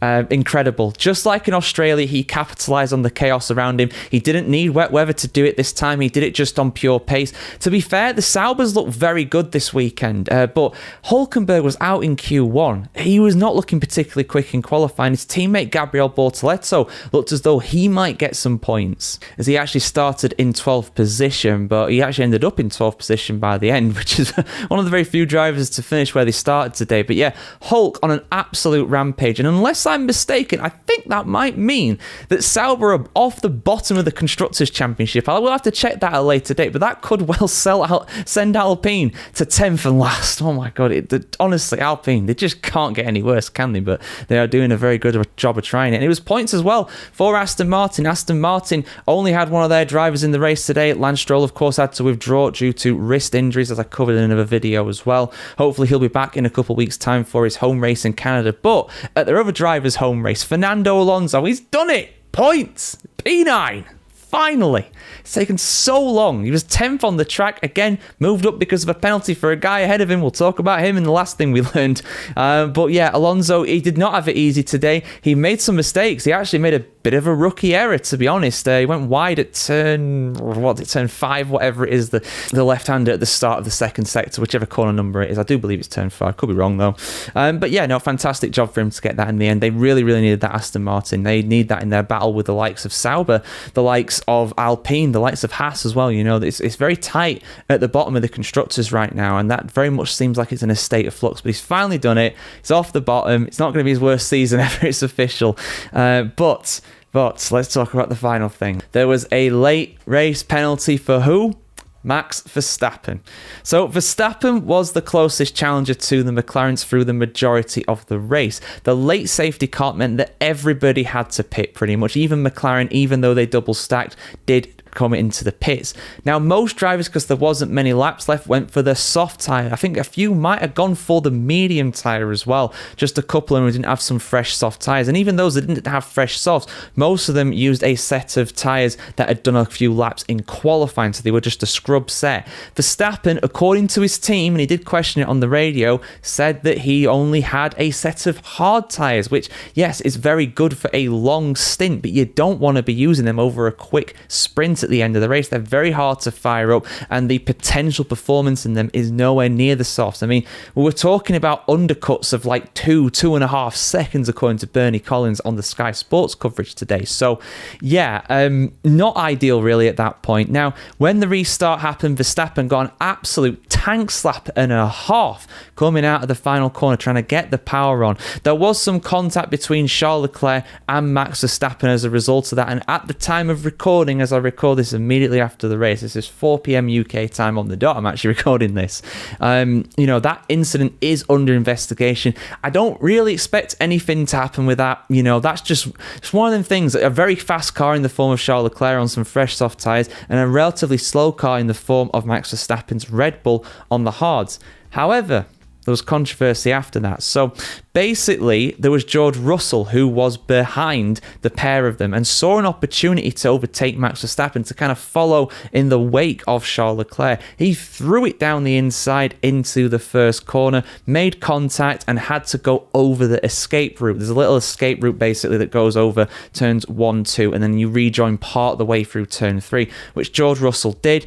You know, for me, I must admit, I am with Nico Rosberg on this one. But I do agree that I would say, I mean, I will do a full in-depth analysis, by the way, of this, guys. I will do a separate video, but basically, Russell rejoined. Red Bull said to Max Verstappen, you need to let George Russell through, a decision that personally I didn't agree with. I don't think that Verstappen had to give that up. You know, you had a guy trying to desperately overtake with a lunge and failed to do so, and he went off the track as a result. That's kind of a you problem really for George Russell, but his team told him let him through. So Verstappen was not very happy about that, understandably. And then again through I think it's turn 5 or turn 6, whichever the one is that where Alonso went off earlier in the race, he basically just drove into him. He looked like he was going to give George Russell room round the outside, slowing down to let him get past, and Verstappen just drove into him. Now, listen, I'm not going to get into the nitty-gritty of that because that's a separate video I will also bring out for you guys here. But the end result of it was that Verstappen eventually did let George Russell get past eventually, and he got a 10-second penalty for his trouble, did Max Verstappen, in the eyes of the stewards. So he dropped from P4 all the way down to P10. His worst result in a race when actually finishing it in 8 years. His worst result in a Grand Prix, when actually finishing the Grand Prix itself, in 8 years, since 2017. And I think that was the Spanish Grand Prix 2017, although I could be wrong with that. But yeah, controversial to say the least, but McLaren are flying after this triple header as we are getting ready to head over to North America. Canada is coming up in a few weeks' time. Montreal, the circuit Gilles Villeneuve. After an exhilarating qualifying on Saturday, the Canadian Grand Prix on Sunday produced a surprise winner and a huge result for the Drivers' Championship. I'll dive into all the main talking points, as always, here on the channel, guys, with the 5 things that we learned from the 2025 Canadian Grand Prix. So, the first thing that we learned is that George Russell getting pole position was absolutely no fluke. And unlike 12 months ago, he managed to convert pole into victory. The first guy not driving a McLaren or a Red Bull to win a Grand Prix this season. George Russell, in truth, looked pretty comfortable. Everybody was saying that after Russell's remarks in qualifying that he was going to bottle it at the start, that Max Verstappen was going to pass him into turn 1, but that just didn't happen. Russell got a perfect start off the line and just kind of led from there, really. He was really comfortable in this one. He never truly looked threatened. The pace of that, and on top of that as well, the Mercedes was also very quick in the hands of Andrea Kimi Antonelli as well, George Russell's much younger teammate, and he managed to get P3 in Canada. His first podium position, becomes the 3rd youngest driver to ever stand on the podium behind Max Verstappen and Lance Stroll. Again, Kimi Antonelli making history in Formula 1. What a driver he's been since joining the sport. And again, just a very mature driver. He did come under pressure from Oscar Piastri during parts of this race, but he kept his cool, kept his head down, and a very solid P3 for him. Really good drive. And it's what Mercedes really needed after a very tough few weeks for them, especially reliability-wise, to manage to get both cars to the finish, to never really look threatened around a track that does produce a lot of mechanical retirements usually. Very impressive from Mercedes. It's what you want to see. But McLaren, they were very much not very impressive in this one. I've already mentioned Oscar Piastri. He managed to finish this one in P4, which you would normally think, well, that's a pretty bad result for Piastri. It's his first time off of the podium since the opening round in Australia. However, it ended up being quite a good result for him in a sense, because his teammate Lando Norris did not finish the race. Why? Well, he ran into the back of him. I'm not going to get into too much detail about this one. I will do a separate video explaining who's at fault in this one, but it's a slam dunk. It is Lando Norris who messed up in this one. And he said as much on the radio as well, apologising to the team, apologising to Piastri. The two came to blows down the pit straight, not dissimilarly to Jenson Button and Lewis Hamilton back in 2011. And unfortunately for McLaren, only one of those drivers managed to get out of that one unscathed, that being Oscar Piastri. Lando Norris broke his suspension and was out of the race as a result. Very disappointing for McLaren, but a great result in the championship for Oscar Piastri. As a result of that, he jumps to 22 points ahead of Lando Norris. That's a big gap. That's almost a win at that point. So very much a lot of work to be done by Lando in the next round in Austria. But let's talk about some of the guys who got some surprise points further down the order. I mean, maybe not a huge surprise that Fernando Alonso managed to get some points. I mean, he did start in like 5th place, so, he was looking pretty good from that point of view, but still, to convert it, to get P7 from that, I think is very impressive. He showed some excellent pace in that car, a lot better than his teammate, unsurprisingly. Lance Stroll, of course, controversially coming back for this race. I still think it's too soon for him, but Stroll, to his credit, did manage to finish the race, albeit last. I mean, it's not great, but he did manage to finish it after his surgery, which I suppose kudos for that, I guess. But yeah, Alonso really impressive in this one, getting some good points, and that is vital in Aston Martin's battle to not be last in the championship, not least because Nico Hülkenberg did it again. points in the Sauber. 11th place, which is a great starting position, don't get me wrong, but to finish in P8, the last guy on the lead lap, after a lot of runners were lapped in this one, of course. P9 Esteban Ocon was the first guy lapped down. Late safety car as well because of Lando crash too, ended up finishing under safety car as a result. But yeah, Hülkenberg up in 8th in that Sauber. Like, how is he doing this? That's points in back-to-back races, and good points as well. This isn't just like scraping through in P10. This is P5 and P8. The guy is flying. He's flying the Swiss flag for Sauber at the moment, and you know, keeping them off the bottom of the Constructors' Championship. But it's massive for them because Alpine again did not score any points. So yeah, huge for them. Haas scored points as well. Williams got points. I mean, some big points for teams that don't. I mean, Williams kind of do get points pretty regularly, but they didn't score in the last few rounds, so it's been good to see. It's good to see Carlos Sainz going from P16 to P10. Very impressive there. So, Austrian Grand Prix at the weekend. There's rarely a dull race at the Red Bull Ring, and this weekend's race definitely delivered as it usually does. So, I'm going to deliver now with the 5 things that we learned from this weekend's race in Formula 1. So, let's start about the start, because a very key thing happened in that Kimi Antonelli basically went all wrecking ball and just went straight into the side of Max Verstappen, sending the Dutchman out of the race. He actually made quite a good start. He made quite a few positions off the start there. He had quite a poor qualifying by his standards. I think he started like P7, something like that. But by the end of the first lap, and before the end of the first lap, in truth, of course, he was out of the race. There was big contact there. He knew straight away that he was out of the race, as was Kimi Antonelli as well. A bit sad, to be honest with you. This is a guy that has dominated here in recent times, won 5 times around the Red Bull Ring, won 4 times at the Austrian Grand Prix, the record for this event in Formula 1. Very disappointing to go out like that, but that is sometimes how the cookie crumbles, unfortunately, and it very much fell apart very quickly for Verstappen. And with that, in truth, I think his championship chances are over. Now it's up to like, what, a 70-point gap in the championship between him and Oscar Piastri. As good as Max Verstappen is, I don't see him making that up, especially with how inconsistent that car is, because let's talk about Yuki Tsunoda as well. What a terrible day it was for him. He was putting in some really risky moves here and there during this Grand Prix on some of his opponents. I mean, he started pretty far down. He was out in Q1. It was a pretty poor Saturday, to say the least, and he was last, effectively. He was the last of the runners, 2 laps down in a Red Bull.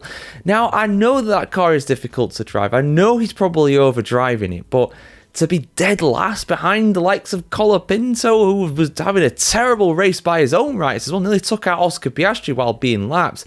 It's not good. It's not a good sign, that. I'm not saying they should make a change. I don't think that's the answer, but Red Bull are going to be considering it. We know how they work and operate. They will definitely be thinking about it, because Tsunoda right now, these results are not getting better. They are getting worse. It was a terrible day for Yuki in that second Red Bull. So, all in all, I mean, a great day for Racing Bulls. I mean, Lawson got a fantastic P6 in the end, so great day for him. But the Red Bull Racing team around the Red Bull Ring, no, this was not the one. Definitely not. But it definitely was the one for McLaren. They dominated this race from start to finish. Charles Leclerc managed to start alongside Lando Norris on the front row of the grid, but Oscar Piastri powered through before the end of the first lap to get past the Ferrari and into P2. And from there, the Papaya cars never looked backwards. Or at least Piastri never looked back anyway, because his sole focus was trying to overtake Lando Norris, and he gave it a really good go. There were a number of opportunities where he got very close to making a move, but Lando held on. He got his elbows out. He defended well.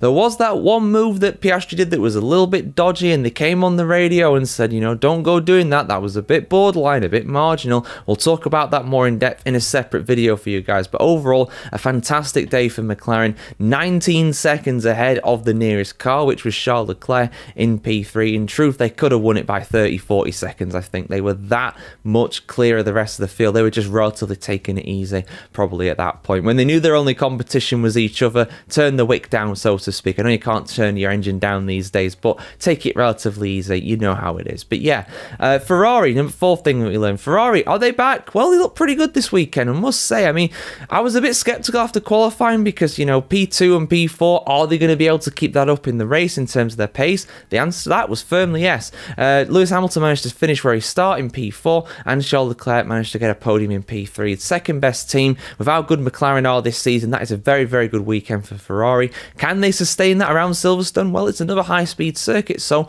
probably can. We'll have to see what happens, guys. But Ferrari looking good for that second place in the Constructors' Championship. Also looking really good was Sauber. Double points this week, and the first points in his career in Formula 1 for Gabriel Bortoleto in P8. Pulled off a number of great overtakes in this one. Really, really solid from Sauber. Their car looked really good. Nico Hülkenberg getting P9 as well. 3-point scores in a row for the Hulk. He is smashing it right now, as is Sauber. They now have around double the points of Alpine behind them in the Constructors' Championship. Yes, they're only in 9th, but for them to be challenging the likes of RB and Haas up there in the championship with how bad that car is, I think they're doing a standout job. They're doing a really, really good job of optimizing what is a poor car, and they are putting themselves in a very comfortable position, a very optimistic position heading into 2026 and their rebrand to Audi. But yeah, really good race, guys. Really enjoyed watching this one. What did you think about it? Let us know in the comments below. Who was your driver of the day? For me,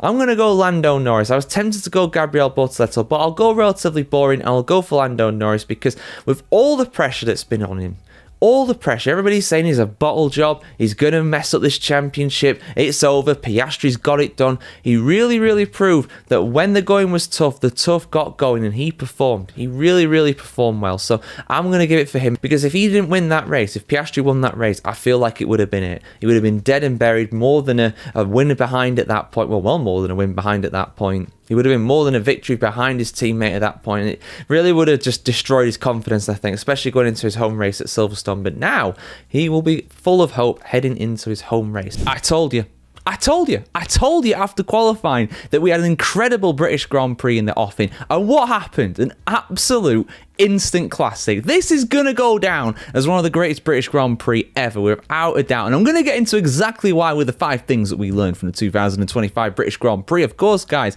maybe it won't get the top of the vote. Hamilton's victory in 2024 was more emotional. Of course, that recently run a poll that was run by F1 for the best ever British Grand Prix. We'll debate about whether it actually is another time or not. But 2025 definitely gave it a run for its money. So let's dive in, guys. Why was this such a special race? Well, the weather really played a part in this one. We started out in intermediate conditions. It wasn't raining at this point, but the track was damp. Everybody started on the intermediate tyres, but a few guys decided to come into the pits for slicks before we actually got underway.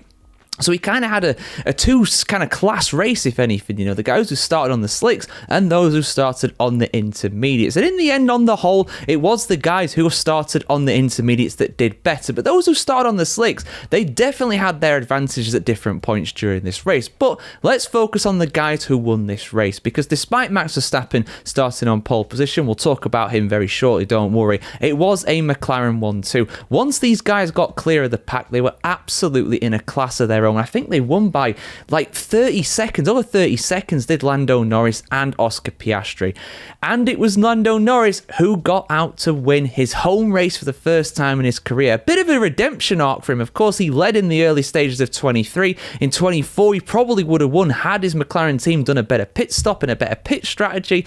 But as it was, didn't quite fall for him. But it fell for him today. But there was more than a bit of good fortune about it. You know, no disrespect to Lando Norris whatsoever. Unlike his teammate Oscar Piastri, he never ran off the track. Piastri was driving very angry to try and make up the gap to his teammate. But let's just explain the situation here. So, Oscar Piastri was leading at one of the many safety car restarts. A number of different safety cars and VSCs. Somehow no red flags during this one for a bunch of different guys retiring. Again, I'll speak about them later in the video. But at one of these restarts, Max Verstappen was behind Oscar Piastri. Verstappen, in his words, had to slam on the brake. He actually briefly overtook Oscar Piastri, and in the eyes of the stewards, unfortunately for Oscar Piastri, he did something that he wasn't allowed to do. He was unnecessarily slowing down. I will speak more in depth about that penalty in a separate video, but for the fact of this video, let's just stick to what happened here. He got a 10-second penalty. He led ahead of Lando Norris for the majority of what happened after that. The gap was hovering around anywhere between 1.5 and like 4-5 seconds or so. It ebbed and flowed as the race went on, and then when they eventually eventually stopped late on for dry tyres. Piastri took his 10-second penalty. Lando Norris, when he came in a lap later, obviously came out ahead. But Piastri actually made that gap down to about 5 seconds from what would have been at least 10 before that. So fair play to him. He really gave it a good go. He ran off the track at one point as well, trying to catch up to his teammate. Congratulations to Lando Norris. Piastri, though, really controversial penalty. And I'll be honest, on what I've seen so far, and I have not seen the onboard yet from Oscar Piastri, which is absolutely crucial. I'm shocked that the Formula One television feed did not show that. They showed every other angle. They showed the offboard angle. They showed the angle from Max Verstappen's car, but they never showed it from Oscar Piastri's. And I really want to see that before forming a full opinion on it. But honestly, I do agree with what David Coulthard and Jolyon Palmer was saying on Channel 4 here in the UK. It seemed like a really harsh penalty for Oscar Piastri. I think if he really did do something a bit worse than that, maybe a 5-second penalty would have been more appropriate. But I'll be honest, I didn't really see too much wrong with that. That's just my initial opinion. I need to see the onboard with Oscar Piastri, though, before forming a full opinion. We've still got 4 points to go. There's so much that happened in this race. But let's talk about Max Verstappen. So immediately after that incident where Piastri eventually got that penalty for slowing down too much at the safety car restart, Max Verstappen, I mean, he was running a setup that had a very low rear wing angle that made it very hard for people to overtake him. But the downside of that is, particularly when you are in wet and damp and tricky conditions, and unfortunately you just don't have any rear grip, and that basically is what happened at the restart going through Stowe. He just basically lit up the rear tyres from what we could see, spun around, got down to about, I think it was about 11 for 12 place, and he actually did a pretty good recovery drive from then. He was complaining on the radio that he had absolutely no grip, but he did have more grip than most of the guys around him. He still managed to recover all the way back to P5, which, considering at the halfway point of the race he was outside of the point, I think is a good recovery drive, but he's not going to be happy with his performance in this one. But he did keep the lead for a while at the start. He did do a good job overall. It was just that one mistake was absolutely crucial and really destroyed his chances of getting a podium at that point. But who got the podium? We had Lando Norris in P1. We had Oscar Piastri in P2. Lewis Hamilton, was he in there? He's got that run of British Grand Prix podiums. Charles Leclerc, you can't discount him. You've got George Russell as well, very good in wet conditions. Who was it though? Nico Hülkenberg. Nico Hülkenberg has a podium finish in Formula One. Am I dreaming? Did someone slip something in my coffee while I was watching this race? What's going on, man? I honestly, I thought that P5 finish for him in Spain was unbelievable. Like, he's never going to better that in that Sauber. That Sauber is not a good car. My goodness me. I mean, I'm sure there's been some upgrades on that have helped. His teammate didn't do too great today. He was one of the many guys who crashed out. But Hülkenberg, P3 in the Sauber. He's done it. The longest streak without a podium in Formula One history. Hülkenberg also has the record still for the most starts in Formula One without a victory, let alone a podium. He's been racing for so many midfield teams. Williams, Force India, Racing Point, Aston Martin, Renault. He's raced for them all. He's come so close on so many occasions, and I am so happy for him. I am so pleased for him, honestly. I'm happy for Lando Norris winning this home race. Of course I am. But Hülkenberg getting a podium in a Sauber, that is the bigger story here. That's the first podium that he has gotten, that Sauber has gotten since, 2012? Sergio Perez, I think? I'm pretty sure. Correct me if I'm wrong on that one, guys. I just plucked that one out of the air, but I believe it's been 13 years. Hülkenberg has been in Formula One on and off, mainly on, since 2010. He's been waiting 15 years for this. He has come so close, and I'm going to do a separate video on him because he started at the back as well. He started in 19th place. He just got on the right tyres at the right time. He took advantage. He got past Lance Stroll, who was actually doing really well to get a provisional podium position at that point. He held off Lewis Hamilton. He pitted a lap after Hamilton for the slick tyres, and he made it work. I'm so happy for him. Honest, I could not be happier for him. The man who's been mocked and derided constantly. People saying that he's not good enough for Formula One. He's a bottle job. He's not worthy of his seat. He's got a podium. Finally done it. I love Hulk. I'm so happy for him. Genuinely, I really am. I'm a little gutted for Lewis Hamilton. Fourth thing we'll talk about, P4. His podium streak at the British Grand Prix, unfortunately, is over. For those who didn't tune into the preview content, basically Hamilton has had a podium finish at the British Grand Prix every single year since 2014, 11 races in a row. And that one in 2013, he was in 4th as well. He was 4th again today. It didn't fall for him. There were certain points in this race where he looked really uncomfortable in the car, particularly when it was really wet. Charles Leclerc, his teammate, also struggled as well. That Ferrari is not a good car in the wet. I think it's pretty clear. He is very good in the wet, and he's very good at Silverstone. They almost dragged it to a podium finish, so fair play to him. Not the worst day by any means. P4, big points for Ferrari in the championship. He'll be gutted to miss out on a podium. There wasn't really an opportunity to get past Hulk. He just couldn't quite get close enough, even with DRS and kind of the intermediate conditions, to pass him. So that is the way the cookie crumbles. But man, speaking of cookies crumble though, rookie cookies, that's terrible. I'm leaving that in, I don't care. Rookie cookies, unfortunately, they were crumbling absolutely all around for all the rookies in this one. Colapinto, Lawson, Bortoleto, Hadjar, all spun off, all crashed, all out of the race. Antonelli was rear-ended as well in an accident, unfortunately. Nothing he could do about it. I think it was Hadjar actually hit him. And yeah, Antonelli, he continued for a little bit, but it was pretty clear, just going off the damage to the underside of his car, that he had no pace. So they retired the car at that point. The only rookie that finished was Ollie Behrman, who got took out by his teammate, Esteban Ocon. I mean, it's not like Ocon to take out his teammate, is it? He never does that. And he's done it now to Ollie Behrman. The man's got an absolute rap sheet at this point. I mean, I might make a video about Ocon, because he's had a good season on the whole, but my word, he's had a shocker today. He really, really has with that. He's broken the golden rule again for his team. But let's not dwell on that. Terrible day for the rookies. Unbelievable day for one of the most experienced men in Grand Prix racing, Nico Hülkenberg, on the podium in a Sauber. I mean, I'm just looking. I mean, I'm recording this literally after it. I'm looking at the scene now. We've got Hulk in the podium interview thing before they go out onto the actual podium ceremony. It's just so weird seeing a dude in green and black overalls there with the McLarens. Like, how did he get here? How did he get here? He got here through some absolutely world-class driving. That's how he did it. I'm so hyped from it. Oh, what an incredible race this was, guys. Honestly. I'll be doing a bunch of videos also reacting to some things as well, so stay tuned for that on the channel. Rate this race out of 10. For me, it's got to be at least a 9. I mean, maybe a little less safety car being out there. I totally understand why it was out there, by the way. Many big crashes, many big showers of rain as well. I totally get it. I would have liked a little bit more racing action, maybe, but realistically, that's never going to happen in modern Grand Prix racing because of the safety. You got to respect it. So, yeah. All right, Belgian Grand Prix. Formula 1 away for 3 weeks, but it was back with a bang this weekend for a wet Spa race. But what did we think about it? What were the 5 things that we learned from the Belgian Grand Prix this year? Here are all the highlights, guys, and everything else you need to know from this weekend's race. So, at the front, of course, it was the McLarens. The McLarens very dominant in qualifying, looking like the fastest cars once again, and it proved again in the race as well, winning this one by a big margin.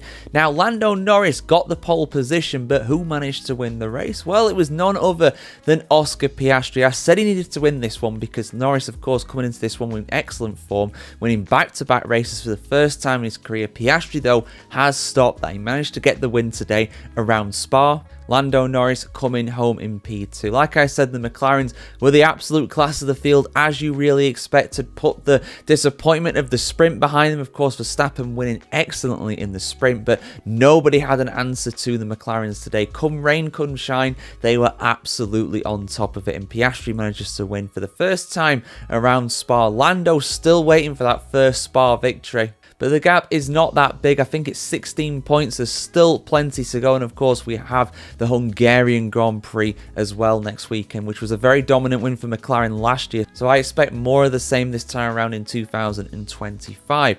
Let's talk about Ferrari as well. That new floor, that new suspension, really actually doing them very good this weekend.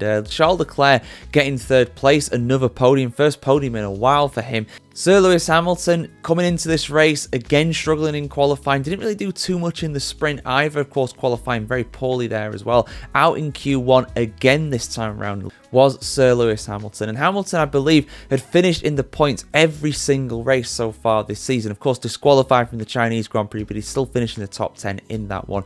But he continued that this time around. Got a P7. He took a few risks in this one that really paid off. He ended up going onto the dry tyres before anybody else, I do believe, getting up time that way. Some fantastic overtakes as well during the intermediate parts of this race. Really brilliant drive from Sir Lewis to get to P7. His record of always finishing finishing at Spa in the top 4 is of course over now because of that, but seriously impressive to get points from there. And that Ferrari in race trim looks very, very handy indeed. So I genuinely think they've taken a big step forward this weekend at Spa, and I'll expect a lot better from them in Hungary as well. I think they've got a real chance of a strong podium finish again there too. So very impressive from Ferrari in the end, solidifying their second in the Constructors' Championship, because it wasn't the best weekend for Red Bull nor Mercedes-Benz either. But it was a great weekend for Alex Albon, who managed to finish in P6. Now, he was looking very strong in qualifying. I believe he qualified in P5 or P6 as well. Ends up in 6th place. Williams desperately needed that. They really needed good points this weekend because they've been sliding in the Constructors' battle. Still up in 5th place, of course, that has not changed, but that has really given them an advantage over the chasing pack, including, of course, Sauber. And Sauber, fourth thing we learned, Sauber got points again as well. Not in the hands of Nico Hülkenberg. Not really a good weekend for him this time around. Wasn't able to overcome a poor qualifying position, or at least not as good of a qualifying position as what Gabriel Bortoleto managed to get. He was in 9th place. Amazing for him. Brilliant effort from the boy from Brazil. Fantastic to see him in the points again. And that is 2 races in the last 3. He's managed to finish in the points. Only Silverstone was the only one that he didn't manage to do that. So very impressive for him. Very impressive for Sauber. More points in the Constructors' Championship as a result. And the final thing we learned, we've got to talk about this. I don't like talking about things like this. We've got to talk about it. The start. If you watch the highlights, you may well have missed the fact that we had the first 4 laps of this race run under safety car, which is not that unusual in very wet conditions. But it wasn't really that wet, to be honest. I mean, it was barely intermediate conditions. Around halfway through the race, they switched to dry tyres. But honestly, this absolutely should have started like a regular race. I don't know why they ended up, of course, going with the safety car with this one for the first few laps. Maybe because there were so many crashes at Silverstone. But the bits where there were so many crashes at Silverstone, it was way wetter than this. It was full wet conditions at those points. And I don't understand why they did this. I get it, alright, Spa is a dangerous track. We've seen it over the years where it's been too wet to run. But that wasn't this weekend, man. I know the junior categories had a lot of problems earlier on Sunday. Basically, the entirety of the F3 race wasn't run. I think they run like 2 or 3 laps and then abandoned it. The F2 race, that was really wet at times as well, and it basically got called early because of that. You know, but this is F1. Those are teenage boys for the most part that are competing in those series. These are fully grown men. These are fully grown adults. I don't understand why they had the safety car out for the first 4 laps. It was a really pathetic decision, in my opinion, by Formula 1. And of course, I will be talking about that in a separate video for you guys here on the channel as always. But yeah, I am really dumbfounded by that. I really am, to be honest. I don't understand why F1 did that. I think it was way too cautious, personally. And I think it ruins the spectacle a little bit. I think this does kind of ruin the illusion and give ammo to the detractors of Formula 1 that say these aren't the best drivers, these aren't the best cars in the world, this is not the best racing in the world. Events like that, moments like that, give those people legitimate ammunition to fire back at F1 fans and say, you know what, no, they are not the best drivers. They do not run in the rain. So yeah, your thoughts on that in the comments below, guys. Overall, not the most entertaining race, aside from Hamilton making loads of overtakes. It was not the best race overall. It was cool seeing Lando Norris kind of try and chase down Oscar Piastri, but he only got to like 3 seconds of him, something like that. Seriously impressive by Piastri, by the way, to go as long as he did on the medium tyres when a lot of people thought that wasn't possible. He'd have to do another stop after, but he didn't. He kept it out there. Really impressive. But yeah, not the best spectacle, not the best Spa weekend, if I'm being totally honest. But hey, good weekend for McLaren, so I'm happy with that. But yeah, bit of a farce at the start of this one. So the Hungarian Grand Prix of 2025. Fair to say this one was very much a slow burn. Not too much happening early on, but as the strategies played out in the final stint of the race around the Hungaroring really kicked into life. So as always, guys, I'm here to look at the 5 things that we learned, the 5 main highlights from this race. So let's start with Charles Leclerc here, because he put an incredible pole position lap in on Saturday. Unbelievable performance by him. I don't think anybody was expecting that. I expected him very much to drop back behind the McLarens during this race, and it eventually happened, but it took a long time to happen. He kept the lead through the first and the second stint.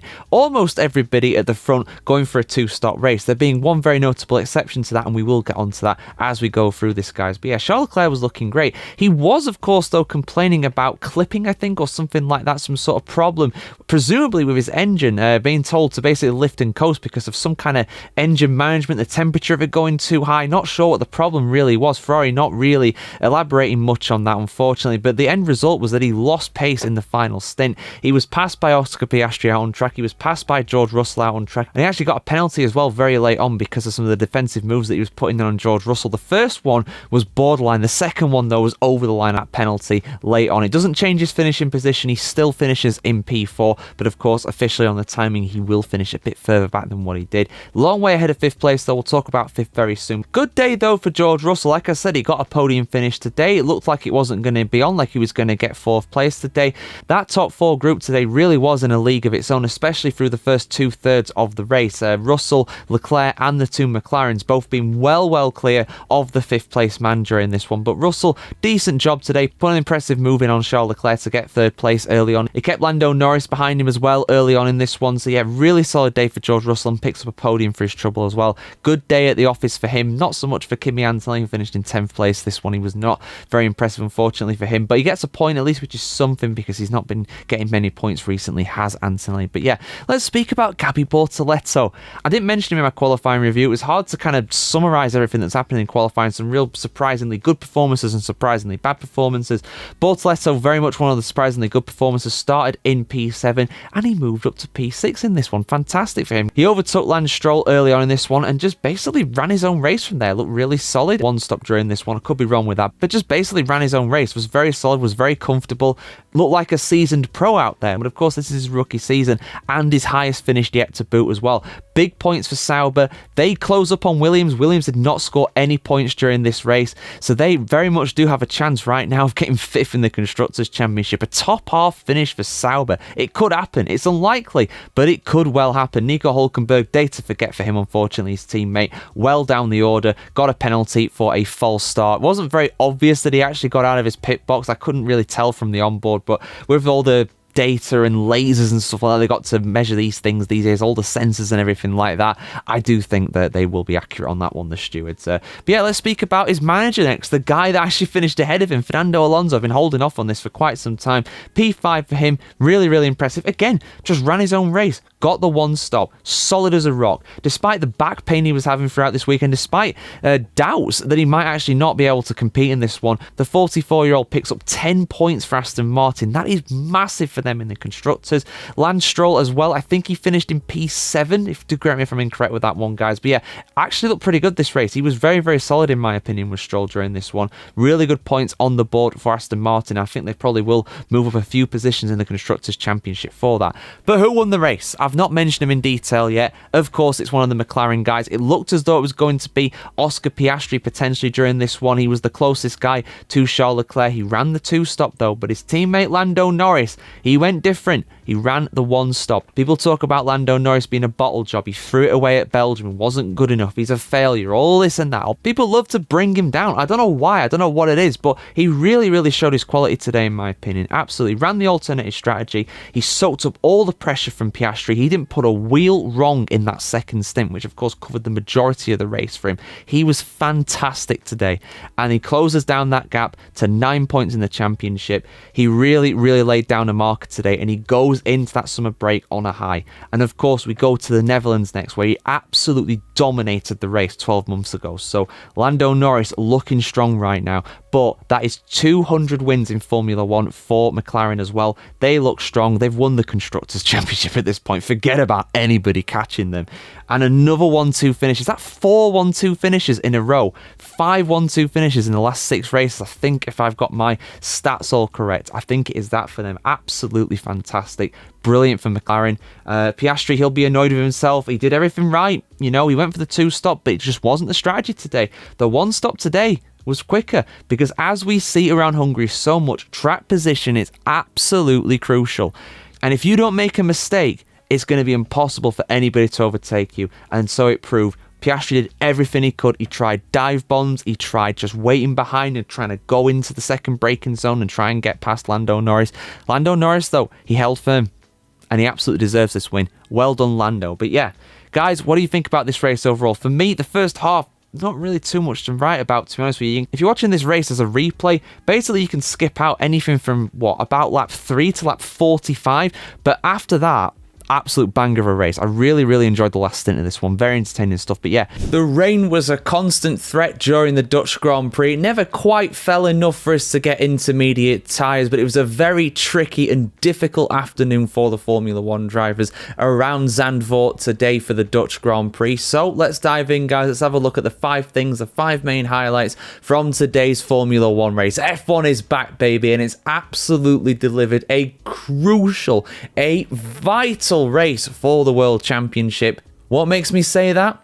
You'll find out why very shortly. So let's start with Ferrari. Yes, we need to talk about Ferrari. So unfortunately, after not the best qualifying for them on Saturday, everything went pear-shaped today. They leave the Netherlands with 0 points. Absolutely none. Neither of their drivers managed to finish this race. They looked like they were both on for some solid points, were Sir Lewis Hamilton and Charles Leclerc, but unfortunately, things got unstuck during the Grand Prix. First of all, Hamilton just basically spun out by himself out of nowhere. Just no pressure on him whatsoever, or at least as little pressure as a Ferrari driver can have anyway. And yeah, the rain was starting to fall a little bit. It was starting to make things a little bit difficult, but unfortunately for him, he was out of the race. Later on, Charles Leclerc got involved with a bit of good old argy-bargy with George Russell, fighting for what was 5th place at the time, I do believe. A little bit of damage on his car. He survived. Russell very much got some damage that made his race a lot worse as a result of that. But Kimi Antonelli and the other Mercedes, unfortunately for Charles Leclerc,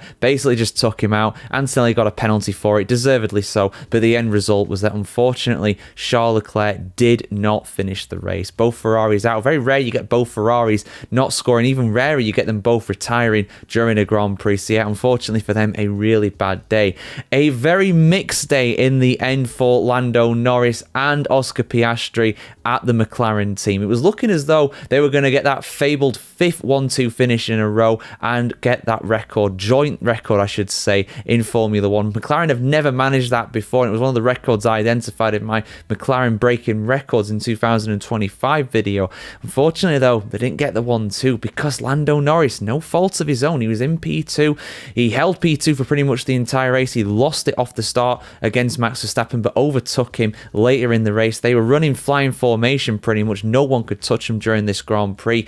But unfortunately, Lando Norris was out of the race because of an engine failure. He said he could smell something in the cockpit. Something was on fire. Something was feeling a bit off for him, and unfortunately his instincts were correct. He is out of the race, and instead of potentially overtaking Oscar Piastri, because he was catching him at that point, whether he would have got past is another matter, of course, but he could have potentially overtook him, and then that point swing would have meant that he would have got to 2 points deficit to his teammate in the championship. But as it is, I do believe it is 34 points in the championship after this one. So that is a long way to claw back even at this stage. Of course he can do it, there's plenty of races left, but not encouraging because Oscar Piastri, unsurprisingly, converted that pole position into a win around Zandvoort. Max Verstappen with Red Bull, though, he did everything he could today to try and get the victory. He did the alternate strategy at the start, started on the soft tyres. He was running soft tyres. Even at the end, when the McLaren's running the hard tyres, just in a bit to try and overtake them and just try and hold on to it, but nothing worked for him, unfortunately. He got P2. That was the best that he could do today. He did a really good job today to Verstappen. He made things as awkward as he could for the McLarens, but in the end, his car was not quite on their level. Isaac Hadjar, though, we spoke about him after qualifying. P4, he's only gone and done one better. His first podium in Formula 1, the first podium for the Racing Bulls team in their current guise. Of course, they have been known as RB and also AlphaTauri. You have to go back to the AlphaTauri days for their last podium. I do believe it was Pierre Gasly at the Azerbaijan Grand Prix back then who managed to do that. Hadjar, though, going from spinning out even before the race began in Australia to getting his first podium in Formula 1. My God, if I had a hat, I would take it off to you, sir. Absolutely magnificent. Fantastic from the Frenchman for his first podium in the sport. Fully deserved. He was brilliant today. Now, it's fair to say that Haas didn't have a good qualifying on Saturday. Unfortunately for them, they were out in Q1 like they usually are. But Ollie Behrman, a man who desperately needed good points in Formula 1. He's on a really long, barren run in the sport. Because of all the chaos ahead, he was the guy who managed to finish all the way up in P6. He crossed the line in 7th place, but of course, a penalty, multiple penalties I should say, to Andrea Kimi Antonelli meant that the Mercedes man dropped down from P6. and Behrman was there to pick up the points. P6, I do believe that is also his highest finish in Formula 1 as well. I am so happy for the British rookie driver because he'd been struggling. He'd been really feeling the pressure, you could tell. But this result really puts him on the front foot heading into Monza next time out. Of course, he's a Ferrari junior, so he'd be very motivated to perform in front of the Tifosi next weekend. And yeah, guys, those are the 5 things that we learned. I could have picked out a lot of different drivers as well with this one. Some real standout drives in there, some really impressive performances, and some really unimpressive performances as well. Some crashes there, really ruining the races of some drivers. Kimi Antonelli, man, he's got a lot to answer for. Not a good weekend for him at all. Really, really poor. But guys, who was your driver of the day? Let me know in the comments below. For me, it's got to be Isaac. It has to be Isaac Hadjar, without a doubt. Fantastic performance by him today. And I really feel for Lando Norris, but unfortunately, that's Formula 1. It's a cruel mistress, and it can bite you at any time like that. It may well bite Oscar Piastri later on in the season. That Mercedes power unit, not the most reliable this season. They've all struggled, and now McLaren finally having a mechanical retirement from that. Really, really rare that happen, but it happens today. Wow, what a race we had around Monza this afternoon on Sunday. It did not go the way that I or most people probably expected today, but an eventful race. It was a good, old-fashioned, proper race, start to finish. No real interruptions, just some absolutely rapid action around Monza. I think it might well go down as the fastest race in F1 history as well. We'll check that at some point as well, but it was, of course, the fastest lap ever set in Formula 1 yesterday for pole position for Max Verstappen. But could Max see it through for an unlikely victory today on Sunday? Well, here are the 5 things that we learned from today's 2025 Italian Grand Prix. And the answer to that question is a resounding yes. Max was absolutely putting on a masterclass today.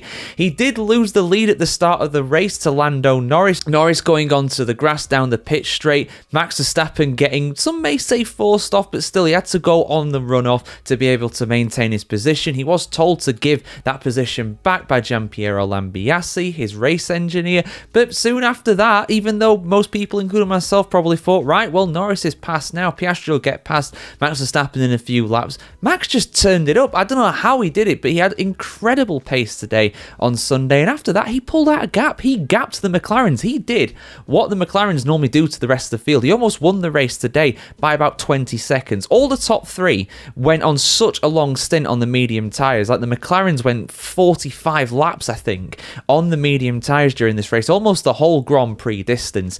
Max went on to the hards for his second and final stint. The McLarens went on to the softs, and even though the McLarens were on tyres that were 2 steps softer than what Max had on, they just couldn't catch him. They could not get anywhere near to him. Max was an absolute masterclass today. He almost lapped his teammate Yuki Tsunoda as well. Absolutely incredible. What a win.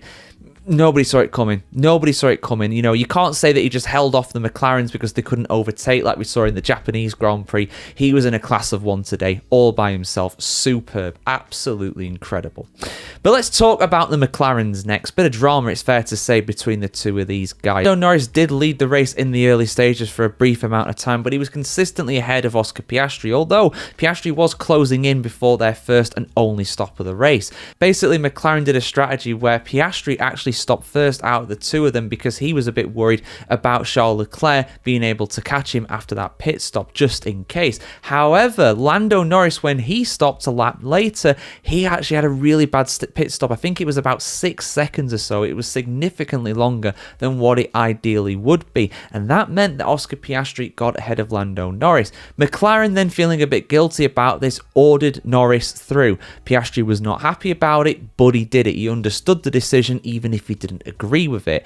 After that, Piastri could not catch Lando Norris, and Norris did enough to finish second. He gained some points back in the Drivers' Championship as a result of that, but it's still not a great day for him because it's only 3 points. It's still a big old gap between him and Oscar. Now, I'm going to do a separate video. I'm going to record it straight after this one, going over this incident in some more detail and ask whether it was the right thing, whether this was some classic British bias in Formula 1 yet again. So I'll do that in a separate video. video, we can discuss that in more detail another time. But let's talk about Ferrari. Let's talk about Ferrari next. Third thing that we learned. Again, they kind of converted their qualifying pace through to what we saw in the race today. Charles Leclerc was in 4th place. He wasn't that far behind the two McLarens in the end. He did all he could today, really. Hamilton did a decent job. He got up from P10 to P6 by the end. He wasn't quite fast enough to be able to catch George Russell, who got a credible 5th place in the Mercedes today. Not a bad result. They would have hoped for more, of course, Ferrari, but in truth, that's really the most they could have hoped for, and it's solid points for the constructors today. They outscored every other constructor, aside from McLaren, so their 2nd place in the constructors is looking even more solid than before. But let's talk about Alexander Albon today. Maybe driver of the day, some might argue. Williams are really poor in qualifying, both out in Q2. I thought they would have had really good pace around this track with it in so high speed, but in qualifying over one lap, it didn't really seem to suit the cars. However, both Alexander Albon and Carlos Sainz ran really long on their medium and hard stints. I believe it was Albon that was on the hard at the start, and that, if anything, worked better. Being able to stop so late in the race allowed him to effectively not get caught up by a lot of the traffic, and thanks to that, he managed to finish in P7, a standout drive. Not a good day for Carlos Sainz, though, unfortunately. He was caught up in an incident with Ollie Behrman. Behrman got a 10-second penalty for that, but it still meant that Carlos Sainz went spinning across the Della Roggia chicane, the 2nd chicane around the track, and as a result, he's out of the points again. Carlito, no bueno. Not good for him, unfortunately. But let's talk about the home hero in the form of the driver. We've spoken about the local legend when it comes to the teams. Let's speak about the home hero when it comes to the driver, Kimi Antonelli. Now, he started in the top 10. He had a decent qualifying yesterday, and he did a decent job today, in my opinion. He ended up in P9 in the end. He crossed the line in P8, just behind Alexander Albon, but he had a 5-second penalty, which dropped him behind Gabby Bortoleto. Shout out to Bortoleto. Another really solid points finish for him in the Sauber today. But, you know, honestly, Antonelli's needed those points more. He really, really did. He was been desperate for those points for such a long time now. It's been a really poor run for him in that Mercedes, unfortunately. And despite that, a driving erratically penalty, which I don't even know what that's regarding. Maybe he was trying to break the slipstream and was just doing it a bit too much. I don't know. Italians driving erratically in Italy. No way, that never happens. But in all seriousness, he needed that today. He was outclassed by George Russell as usual, but he got points today for Mercedes, which is very big for him. But yeah, those are the 5 main highlights, the 5 things that we learned from today's Grand Prix in Italy. What were your main highlights? What were your main takeaways? A Monza masterclass from Max. I'm probably going to put that as the title of the video as well. Absolutely superb, world class, and he showed again why he's a 4-time world champion. He might not be able to challenge the McLarens regularly, but on his day, when that car is set up, he is absolutely untouchable. It's fair to say that it wasn't an all-time classic this weekend at the Azerbaijan Grand Prix, but there was very much a lot to talk about and some huge surprise results. Baku definitely performed once again, but what were the 5 main talking points from the 2025 Azerbaijan Grand Prix this weekend? Well, let's go through them, guys. Let's go through all of the highlights from what was a pretty good race, to say the very least. So if you saw my qualifying review, you'll know that the McLarens did not perform particularly well. Both Lando Norris and Oscar Piastri started near the bottom of the top 10, and Piastri was very much eager to get going at the start of the race. A little too eager, as it turned out, because he jumped the start, then he backed off again, and he went all the way down to last place, heading into the first corner. But that was only the beginning of his misery, because he ended up locking up into, I think it was turn 5, further on around the lap, and he just went wide. There was no pressure from another driver forcing him off the track, or he didn't make any contact or anything like that. He just plain went off the road, into the barriers, out of the race. Piastri gone after lap 1, and that made a golden opportunity for Lando Norris to be able to make some big gains on his championship rival during this Grand Prix. Piastri just basically sat back in a marshal's post after as well and watched the race on a mobile phone, which definitely gave me Kimi Raikkonen at Monaco vibes when he went back to his yacht and just chilled out. Or maybe it was more Alonso in Brazil back in the day with his deck chair. I don't know. Either way, it was a pretty interesting image, to say the very least. But could Lando take advantage of Piastri's retirement? Not really, no. But it wasn't all his own fault, in fairness. He was really hampered by a poor pit stop by McLaren, this being a one-stop race. He ran those medium tyres so far into the Grand Prix, and it looked as though he might have jumped the likes of Lawson and Tsunoda through the pit stops, but it was not to be. He had a poor pit stop. It was about 4.1 seconds, something like that, around 2 seconds slower than what you would really want it to be. And as a result, despite some incredible lap times, Tsunoda and Lawson stayed ahead of him by about 2 seconds. They would have been neck and neck had McLaren not made that mistake. Norris did everything he could to try and overtake them in the closing stages, but nothing doing on that front. And he ended up in P7 as a result, only gaining 6 points on Oscar Piastri. That gap is now down to 25 points, which is exactly a race win as it turns out. But without that pit stop, I really do think Lando Norris probably would have got about 5th instead. It's not that much better, but it's still another 4 championship points. But as it is, he does gain on his teammate, but he's still got it all to do heading into Singapore next time out. Let's talk about the Mercedes next, a real positive one here. Of course, George Russell, very ill coming into this weekend, but he still managed to get a very credible P2 finish. Very impressive from him. He was kind of hampered by Kimi Antonelli at one of the restarts, being forced wide by him onto an awkward kind of line. Lost a few places because of that, but the pace of George Russell was absolutely fantastic during this Grand Prix, and he managed to jump a very impressive Carlos Sainz and his teammate through all of those pit stops. Kimi Antonelli, meanwhile, managed to get P4 as well, so very much a return to form for him and Mercedes as well. Very impressive from the Silver Hours during this weekend, but not quite as impressive as Carlos Sainz. Wow, I mean, this guy has had such a rough season. You know, some of it's been his fault, some of it's been the team's fault, some of it's been the car's fault. Things hadn't really fallen into place for him this entire season so far, but that all changed in Baku. He was running in P2 for the majority of this race as he started on the front row of the grid. He was overtaken by George Russell, but he ended up getting P3. Williams' first podium of the season. His first podium for Williams, and also the first podium for a Williams driver in a full-length Grand Prix. No, I am not counting the Belgian Grand Prix in 2021. Sorry, George Russell, but that was not a full-length Grand Prix. Since 2017 at Baku as well. Lance Stroll being the last guy to do that for Williams. It's been that long. Fair play to them. That is massive in their battle to be able to get 5th in the Constructors' Championship, and it's a huge confidence booster for Carlos Sainz as he heads into one of his best tracks as well, Singapore. He always performs well at Singapore, so watch out for him in a couple weeks' time around Marina Bay. The last thing I want to highlight, 2 Red Bull drivers, one past, one present, Yuki Tsunoda, Liam Lawson. They both got some great results this weekend, really. They both needed this in effect, and I think Tsunoda more than Lawson, I'd say. Lawson has been performing well, don't get me wrong, but incredible for him to get P5 in the RB. Did a fantastic job to hold off the likes of Tsunoda, who was in a much faster car. At least you would think in a much faster car anyway. But regardless of the pace of that car, Tsunoda got a top 6 finish. It's what he needed. He desperately needed something like that this weekend. He's not scored a point in such a long time. He really, really did need that. And he had a very solid performance. It's been his best performance in a weekend on the whole for Red Bull, without a doubt so far. So hopefully that will allow him to kick on. Not even mentioned Max Verstappen yet. I mean, there's not really much to talk about, to be honest. He got pole position. He got the fastest lap. He led away from pole for the entire Grand Prix. He won it by like 15 seconds, something like that. I mean, he was absolutely dominant. A Grand Slam, another Grand Slam for Max Verstappen.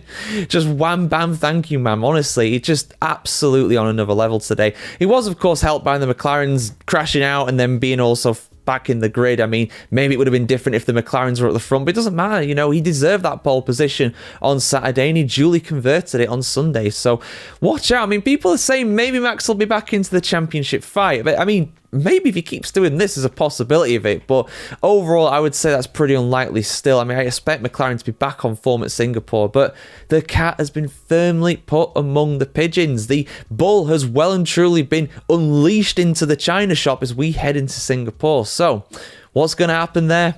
Anybody's guess. All right, Singapore Grand Prix. Let's review it. What were the 5 main things that we learned from this weekend's Formula 1 race? Well, the first thing that we learned is that Mercedes' pace during qualifying was absolutely legitimate. They carried it through to the race, particularly, of course, when it came to George Russell, who led from lights to flag in a dominant drive. Nobody could really get that close to him. As soon as he got off the line, everybody was left in his dust. And that is Russell's and Mercedes' second win of the season, both coming really out of nowhere. I mean, the same at the Canadian Grand Prix. They just seem to suit the track really well. The same thing happened this weekend in Singapore as well. So fair play to Russell. Absolutely brilliant for him. And that's huge for Mercedes as well, as they solidify their second place in the Constructors' Championship ahead of Ferrari as well. Shout out as well to Fernando Alonso, the second thing we learned. There is decent pace in that Aston Martin car. He started in 10th place, but eventually got up to P7 by the end, thanks to a penalty for Sir Lewis Hamilton. Not the best weekend for Ferrari on the whole. Hamilton really struggling with his brakes and also, unfortunately, getting that penalty due to a track limits infringement. Alonso, though, was sensational. He had a very poor pit stop thanks to the Aston Martin mechanics. He struggled to get past Isaac Hadjar despite Hadjar having an engine issue, and Alonso threatening to disconnect his radio when he was speaking to his team engineer. He was not having a good time at times in that car, but he did get a very good 6 points for his team, and again, that is crucial in the Constructors' battle. Aston Martin looking to solidify their 6th place in that battle. But probably driver of the day is the man who idolizes Fernando Alonso. He summoned his inner Alonso really in this Grand Prix. Carlos Sainz, from 18th to 10th around a track where you apparently can't overtake, a track where Williams were meant to struggle, of course, a track where Williams were disqualified after qualifying. Him and his teammate Alexander Albon thrown out of qualifying on Saturday, but he's in the points, P10 on Sunday. Absolutely brilliant. Fantastic from Carlito to do that for me, with the possible exception of George Russell, probably driver of the day, I would have to say. However, more controversially, let's talk about McLaren. Oh boy, we got to talk about McLaren after this one. Well, so for those that did not see the race, it was a pretty decent one, so I do implore you at least go back and watch the highlights of this one. But the two McLarens collided. They made contact through the first complex of corners. Oscar Piastri started in P3. Lando Norris started in P4. Norris got the jump on Kimi Antonelli ahead of him, and they were side by side going through the first few corners. Max Verstappen was ahead of Lando Norris, and because of the way he was braking, which he's entitled to do because he was the car ahead, of course, but the way that he broke, I think probably did catch Lando Norris out a little bit. Norris then kind of slid wide and barged his teammate out of the way effectively, getting up to P3. The stewards investigated it. They found no further action to be the correct decision when it came to that one. Oscar Piastri was fuming in the car, as you expect he would be at that. McLaren kept the line. They towed the line of what the stewards did. They did not invert the positions, and they stayed that way until the end of the race. Norris was absolutely hounding Max Verstappen, but Max Verstappen did what Max Verstappen does and absolutely put on a defensive masterclass to keep behind arguably a much faster car. Piastri in P4, again, not a terrible weekend for Piastri if you look at the standing. It's only 3 points lost again, but he will feel robbed because of that, and he got a really poor pit stop as well. So yeah, not a good weekend for Piastri on the whole. I can understand if he's very annoyed at that one, but were McLaren in the right to keep the positions the way they were? Should they have ordered Oscar Piastri back past? Let me know your thoughts in the comments below. But what is not up for debate is the fact that McLaren have won the Constructors' Championship. We said coming into this one they were almost certainly going to do it. I think Ferrari had to outscore them by 30 odd points. Ferrari were not even going to score 30 odd points in this one. I think Mercedes actually had an outside chance of being able to do it as well, but again, they would have to outscore McLaren by like 30 points as well. It was never going to happen despite Mercedes winning the race. McLaren 3, McLaren 4, but McLaren P1 in the Constructors' Championship. They successfully defend their Constructors' Championship for the first time since what? It's got to be early 1990s, 1991. I think they won it back to back in 90 and 91. Could be wrong there, but I think that's the last time they did it. So you're talking about 35 years ago almost at this point. Brilliant for McLaren. And now they can focus on the Drivers' Championship. 6 rounds still to go. It's going to be a bumpy ride, guys. And like I said, have your say about McLaren in the comments below. I am sure there will definitely be accusations about British bias after that one. Once again, the Circuit the Americas produced this weekend. And once again, the title battle is heating up. I think a lot of people are believing there are now 3 protagonists after the USGP result this weekend. So you can probably guess how this one went. But what were the 5 things that we learn? What were the 5 main highlights of this weekend's action around Qatar? Let's have a look for you on the channel as always, guys. So we're going to start with Yuki Tsunoda. I want to talk about him because he's had an impressive weekend on the whole. He had an incredible start in the sprint race, went all the way from, 18th up to 7th, got some points from Red Bull, and again, he was in the points on Sunday, and again, it was actually 7th place, the same as it was on Saturday afternoon. But this was a little bit more controversial. There was an incident between himself and Ollie Bearman that has the F1 fandom very much divided. And I had to look at this one quite a few times to come to my conclusion. But to be honest, relatively, I'm going to sit on the fence with this one. So for you guys that don't know about this one, I think it was heading into turn 15, I do believe. Basically, the tricky section of corners after the long back straight of turn 12. Ollie Bearman saw a gap down the inside of Yuki Tsunoda, which, if I'm being totally honest, it was there, but there wasn't that much of a gap, really. See, normally drivers do kind of fade towards the right to take the race in line, but if you're defending, you can actually stick more towards the left, and that's what Tsunoda did. Some people might say that he did so a little bit too late, but I think, to be honest, Ollie Bearman, I don't think that move was really on anyway. Even going on the current racing line that he was doing at that point, Tsunoda, I don't think Bearman was going to get down the inside. I think he took a bit too much speed. He went over the grass, he spun around, he still managed to finish in P9, so it wasn't a bad weekend for him at all. Definitely outshone his more experienced teammate Esteban Ocon. Yuki Tsunoda, meanwhile, gets 7th place. Not bad for him, really. But yeah, where do you sit on that one, guys? Let me know your thoughts in the comments below. But yeah, let's move on to Oscar Piastri next. He got P5, and to be honest with you, he didn't really do anything. We barely even saw him. He overtook George Russell at the start, and that was kind of it. He just sort of stayed there.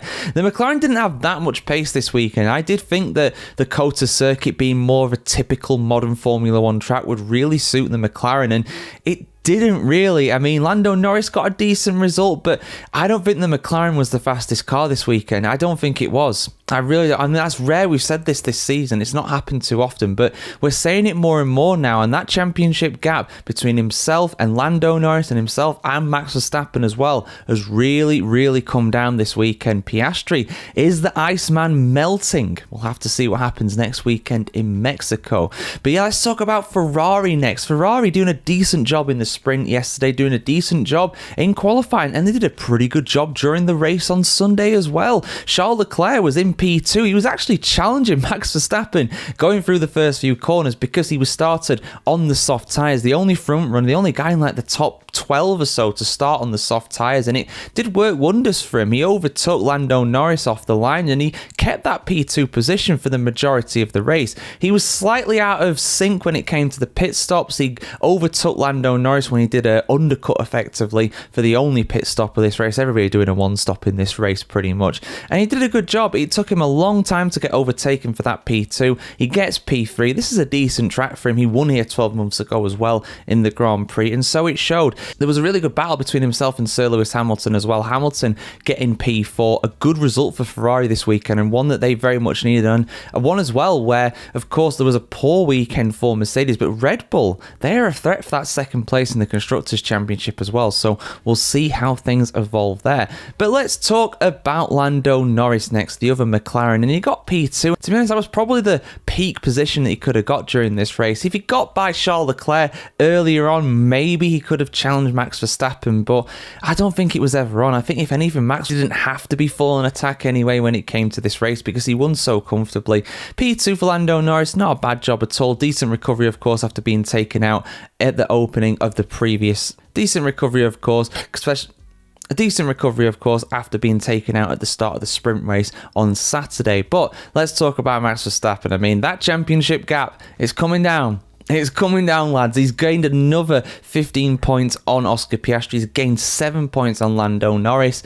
Is the title battle on for Max Verstappen? He says it is. He's said it for the first time really, I think since the opening rounds, and even then in the opening rounds, he was like, nah, we're miles off, mate. We're going to be nowhere this weekend. And to be fair, Red Bull did really struggle early on. But my God, he is actually doing this. And we're coming up to Mexico as well, which is one of his best tracks. I think he has the record for the most Mexican Grand Prix wins ever. I think he's got 3 or 4 of them around there. He's absolutely electric. So I think McLaren are going to have to endure a bit more pain in Mexico City in a week's time. So yeah, Verstappen absolutely untouchable, you know, top of every single session. He almost completed another Grand Slam. Just the fastest lap eluded him this time around. But my goodness me, was he in dominant form this weekend. But yeah, those are the 5 things that we learned, guys. The championship battle, it's a 3-way battle now. It is. It absolutely is. I mean, I wrote him off. You can go back and look. I wrote him off after the Spanish Grand Prix after he had that absolute meltdown, finished in 10th after his penalty. Maybe I'm going to regret those words. Maybe you guys can have a field day in the comments about that one. I'm sure I wasn't the only one, though. I think deep down he might have even wrote himself off as well. But that Red Bull, ever since they got rid of Christian Horner, I'm not saying that's the reason. I'm just saying there's a correlation there. Ever since Horner's gone, they've really, really picked up. And credit to Lauren Mekies as well. He has won, like, what, 3 out of the 5 races he's had as Red Bull team principal? That's a very good batting average. But yeah, your thoughts in the comments below. Is Max Verstappen back in the title race? I don't feel so confident writing him off anymore. I think we're writing him back into this one. He's writing himself back into this one. He's getting his signature down on there. But yeah, will it be a 5th title in a row? Would he match that record from Michael Schumacher from back in the day? All bets are off right now, but get yours in the comments below. All right, everyone. Hope you're doing well. I'm not feeling particularly great today. I'll be totally honest. I'm not feeling too well today, but I'm here. I'm going to review the Mexico City Grand Prix for you guys. Apologies if it's not got the same energy that it normally does, but I'll do my best. I'll go through the main talking points because at the end of the day, a lot of people think that the Mexico City Grand Prix circuit, the Hermanos Rodriguez track, is not really suited to Formula 1. I personally disagree with that. But let's get into the 5 main highlights, guys. Let's go through the 5 things that we learned from the Mexico City Grand Prix of 2025. And the first thing that we learned is that Lando Norris was absolutely unstoppable. Nobody could catch him. Aside from the run down to the first corner, nobody got close to him. He won this Grand Prix by 30 seconds. 30 seconds. And it's not even the case that there was a lack of pace or something happening really with the guys behind, you know. They were pushing. But Charles Leclerc in second place, 30 seconds, nearly half the lap. You know, the lap is 80 seconds or so, just under. So that is a huge winning margin. Lando Norris absolutely imperious. He might have got a Grand Slam. I could be wrong. But he seemed to absolutely dominate this one. A bit like Max Verstappen normally does. You know, a bit like we expected Max Verstappen to do this weekend. But didn't happen in the end. Lando Norris takes the lead in the World Championship as a result of this. 25 points, a full complement. They head to Brazil in a couple of weeks' time and things have all changed. But I gave you a little mention there to Charles Leclerc. He got second place. It could have and should have been more for Ferrari, though. I think they've actually slipped down to 4th in the Constructors' Championship now because of better results for Mercedes and also for Red Bull as well. So Ferrari down to 4th. That 2nd to 4th group is really, really tight. There's not a lot between them. Charles Leclerc did all he could. He drove superbly on Sunday evening. Really, really did. Max Verstappen was absolutely hounding him in the closing stages. There was that very late virtual safety car as well for Carlos Sainz stopping out on track. It seemed as though Verstappen might have got the opportunity to try and pass Leclerc, but Leclerc made his Ferrari wide. He made it awkward for him. Did everything he needed to do. Brilliant. Lewis Hamilton, though. Sir Lewis Hamilton. Really, really unfortunate in this one. He was adjudged to go off the track and gain a lasting advantage by the stewards. And don't worry, I'll do a separate video, maybe today, maybe tomorrow, just going into that one about whether I think that's correct or not. I need to look at that in more depth, but yeah, it seemed a bit harsh at the time. I will be totally honest, but I need to review it again. Like I said, I've not been well this last day or so. So yeah, pretty much after the F1 News Zone and the qualifying review, I've not really felt at it at all. So yeah, I've not really had my full concentration on it, so I do apologise for that. But just from what I've seen, without going too in depth with it, it does seem a bit harsh for Hamilton. But the end result, something that cannot be argued, the end result was he was down in P8. Disappointing. It could have been his first podium during a Grand Prix for Ferrari, but as it was, down in 8th. Disappointing for sure, but anyhow, we move on. Brazil next. He's very good around Brazil, so we'll see what happens there in a couple of weeks' time. I gave a little mention to Max Verstappen as well. Again, he kind of did all he could, really. He went off at the first corner on the first lap. He didn't get a penalty for that. Again, I'm going to look more in depth about that one, but I would have to assume the reasoning why the stewards did not punish Max Verstappen is that he was adjudged to not have any other choice than to go onto the grass, because there were 2 Ferraris there. It was 4 wide. You had Lando Norris, the 2 Ferraris, and Max Verstappen all going relatively side by side into turn 1. And as a result of that, Max Verstappen kind of got squeezed out on the exit. He re-emerged, I think, in P3. I think he was ahead of Lewis Hamilton, but behind Charles Leclerc. So a controversial moment for sure. Again, I need to look at it more in depth. But the end result is that Max Verstappen gains points on Oscar Piastri, but he loses 10 points to Lando Norris after this Grand Prix. 4th place, though. 4th place, Ollie Bearman. He had a great qualifying. Don't get me wrong. He had a good qualifying. He was solid. He's been making Q3 regularly. P4, though. And he was running on the podium. He was running on the podium for a little bit. Max Verstappen eventually overtook him, but he held on. He held on. He kept his P4. It is Haas's joint best ever result for one driver in a Grand Prix. I loved seeing his dad going absolutely crazy in the garage. Bearman himself was getting emotional when he saw his father and his girlfriend as well. You know, that's what people say that Formula One's boring. Formula One's soulless. It's predictable. Don't tell that to Ollie Bearman. You can't say that to Ollie Bearman, because that is the stuff that dreams are made of. Yeah, he didn't make the podium, but he got P4. And for a guy that at this season, you know, he's had tough times. You know, I've been harsh on the kid because of some of the incidents he's caused, you know. That one at Silverstone was absolutely ridiculous. But, you know, he's picked himself up, he's dusted himself off, and he's really performed recently. And it was a great day for Haas as well. They got a double points finish, which will really, really help them out. Esteban Ocon in P9. And the 5th and final thing we learned, like I alluded to there, Oscar Piastri in P5. I guess given how the Grand Prix was going for him, it wasn't really the worst result, to be honest with you. It could have definitely been worse. He did start all the way down in P7, I believe it was, after the penalty to Carlos Sainz. So it could have potentially been a lot worse for him. He wasn't look like he was making too much ground until the last stages. And with this being a one-stop race as well, there's not really that many opportunities to overtake. He was all over the back of Ollie Bearman, but could not get past him in the closing stages. But yeah, there we go, guys. The end result of that, there is 1 point. 1 point between Piastri and Norris after 20 rounds in the Formula One World Championship.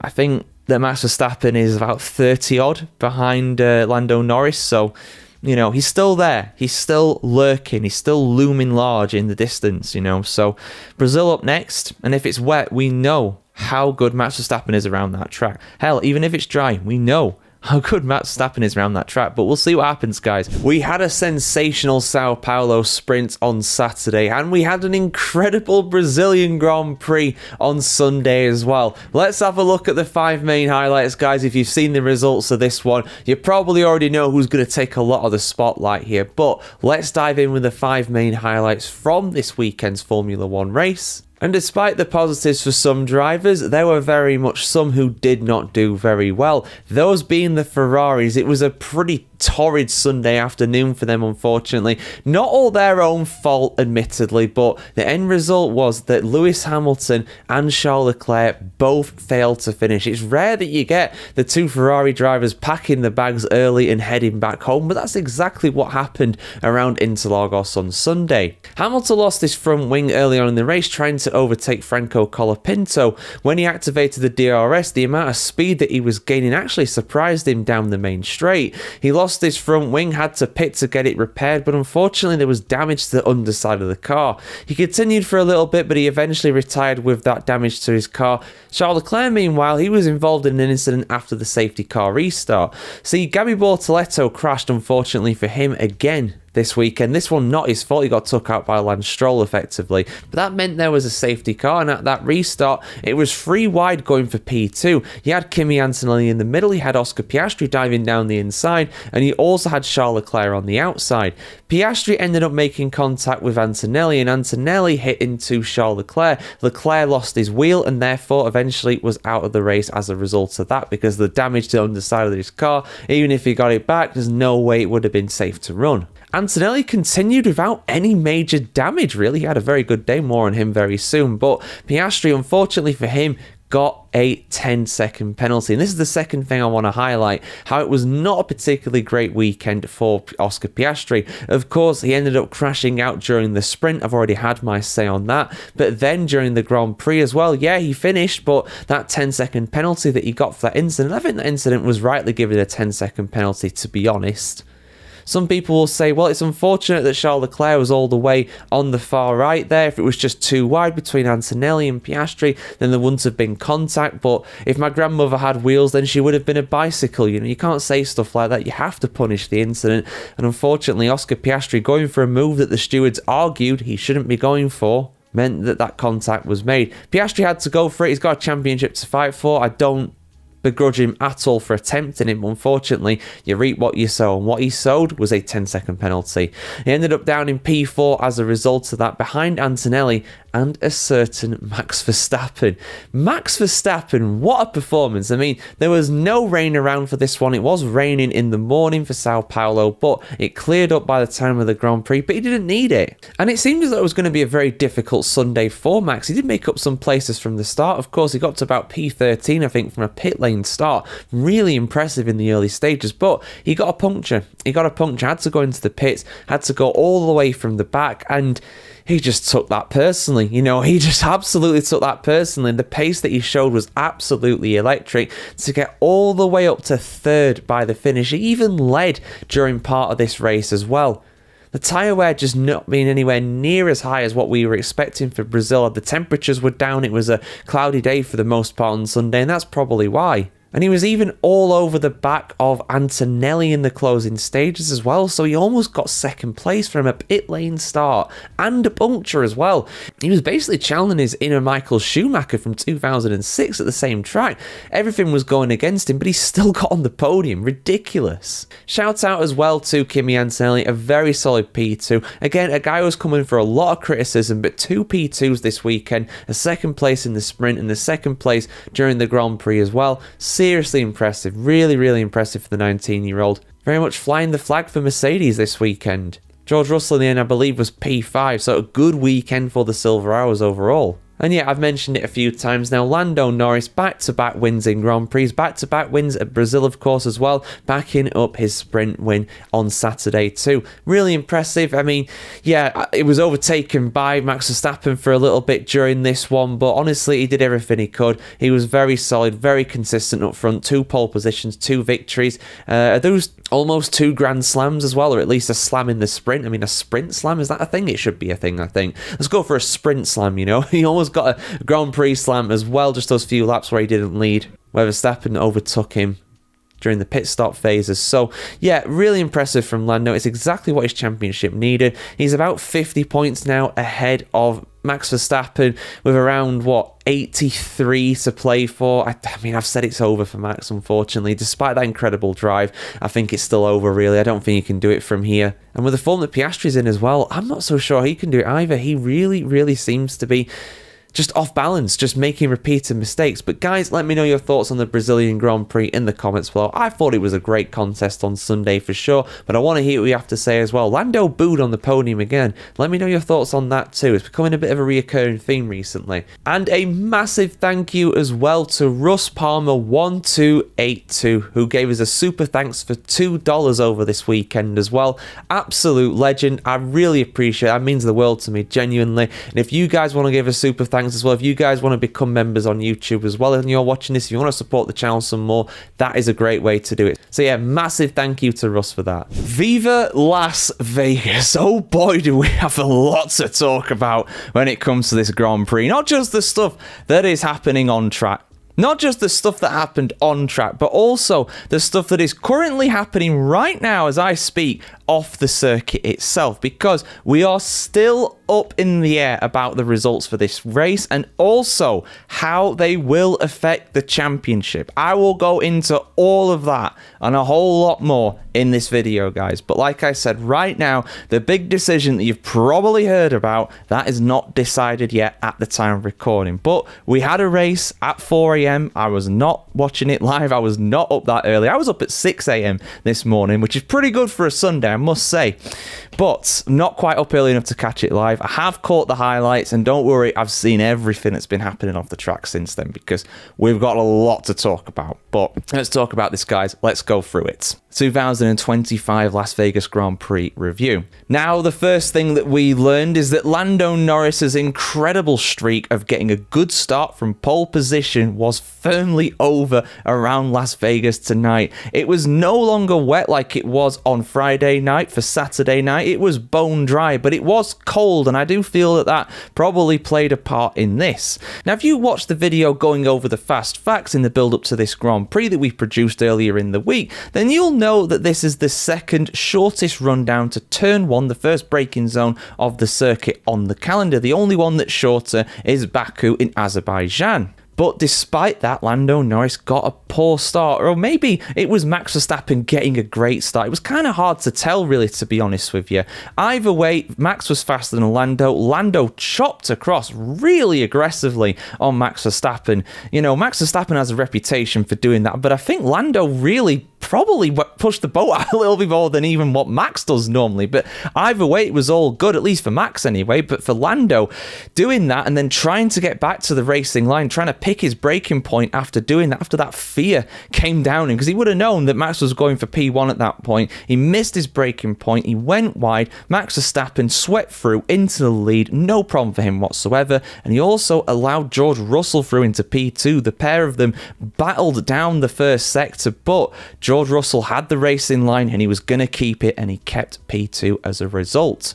Now, Lando Norris later in the race, he did recover, he did overtake George Russell partway through the Grand Prix, and he was chasing down Max Verstappen in the closing stages of the race. However, a message came on the radio: you need to lift and coast, you need to take it easy in these closing stages of the Grand Prix. Thankfully, he had a big gap to George Russell behind. Max Verstappen ended up winning comfortably, more on him very soon, but Lando Norris finished in P2, a very distant P2. Now, when this did happen, I know this is extremely long first point, but trust me, it is very, very important for this Grand Prix. At the time, it did seem as though the reason for this was probably something to do with brakes. Maybe it was something to do with the engine. After all, Lando Norris had an engine issue at the Dutch Grand Prix. Maybe he's got less components. Maybe the components that he's got for his power unit are a bit more worn down. However, I think this is something else entirely, and I will talk about that at the end. That will be in point 5 right at the end of this video. But yeah, second thing we learned, Max Verstappen got the win, gets that championship gap down. He's still in the hunt for his 5th world title in a row. And again, given the big kahuna, the big decision that we're all going to want to talk, given the big decision that we're all talking about right now, that championship gap could be even lower. It could be even lower than what it already is. I will get into that again at the end, guys. Don't worry. But what about Oscar Piastri? What happened to him? Well, he had quite a difficult day overall, I would say. He started in P5 and then he was hit by Liam Lawson going into the first corner, and therefore he lost a few positions as a result of that. Gabriel Bortoleto, by the way, another big crash for him going into turn 1. But yeah, very tricky on that first braking zone. Again, because it's very cold in Las Vegas, you know, this time of year. So a lot of these guys, especially the more inexperienced drivers such as Lawson, such as Bortoleto, just missed their braking point. Simple as that. There's no malice in it. They just made a pure mistake, as you'd expect from an inexperienced driver. But it did affect Piastri quite a bit. However, he climbed up to P4 by the end, was not that far behind George Russell eventually once all things shook out. So did a really good job, in my opinion, to get up to there by that. But unfortunately for Piastri, the disadvantage, the deficit he has to his teammate at the time of recording, let me stress that, is larger than what it was before. It has gone up, unfortunately, for him. And that does mean that if things stand the way they are right now at the time of recording, I can't stress that enough, because that could all change, trust me. That would mean that if the gap does not come down in Qatar, that Piastri will lose the World Championship and Lando Norris will be World Champion before the Abu Dhabi Grand Prix. But again, that can all change. The fourth thing that we learned is that Kimi Antonelli had an incredible Grand Prix. If I had a hat, sir, I would take it off to you. If I had a cappello, that's the Italian word for hat, I do believe, I would take it off for you, signore. Because he was absolutely incredible today. Now, he was out of qualifying in Q1, did not have a good day at all on Friday night. Not the only big drive to start all the way at the back. Sir Lewis Hamilton did the same thing. Didn't quite have the same level of fortune as what Antonelli did, because his pace was absolutely electric. It was incredible. He got a 5-second penalty off the start as well for jumping the start. And even though he had that penalty applied at the end of the Grand Prix, he finished in P5, which is absolutely commendable. Only 2 places behind his teammate George Russell. But could it be just 1 place behind his teammate George Russell? Could Mercedes get a double podium? Now, you might be thinking, if you've not seen the news, George, what are you talking about? This Grand Prix has already been run. All the results are finalised. It's already happened. Get with the times, man. No, they are not finalised. I was going to talk about Ferrari for my final point, but instead I need to talk about McLaren because they've been naughty boys. Well, not really naughty boys. I think they've just messed up, basically. They have been called into the stewards, and at time of recording, they are still in there debating a potential double disqualification for Lando Norris and for Oscar Piastri. Why? Their planks were worn down too much. This has been confirmed by the race officials. That is why they're in there. Now, obviously, we've talked about the planks quite a bit in these Formula 1 cars. We've seen a disqualification for it this year. Sir Lewis Hamilton got disqualified from the Chinese Grand Prix for exactly the same thing. Essentially, if your plank is worn down too much, this little piece of material on the underside of the car, if that is worn down too much, you are running your car too low. Therefore, it is deemed to be dangerous, and also it is deemed to be you getting an unfair advantage compared to the competition. It was found that both Lando Norris's and Oscar Piastri's cars did have too much wear on the plank. And the normal penalty for this is a disqualification, as we saw with Hamilton in China, as we saw with Hamilton and Leclerc at the US GP in 2023. And the penalty for such is always a disqualification. It's a slam dunk. So if it's proven that their planks have worn down by that much, and it is proven that there is no mitigating circumstances, and even if there are some other mitigating circumstances, it's unlikely, it means that McLaren will be disqualified, both of them. And that changes the results massively. And I'm going to get into depth about how that changes things so much in a separate video for you guys, because this has gone on way longer than what it normally does. I normally do these reviews in like 5 minutes. This is going to be nearly 10.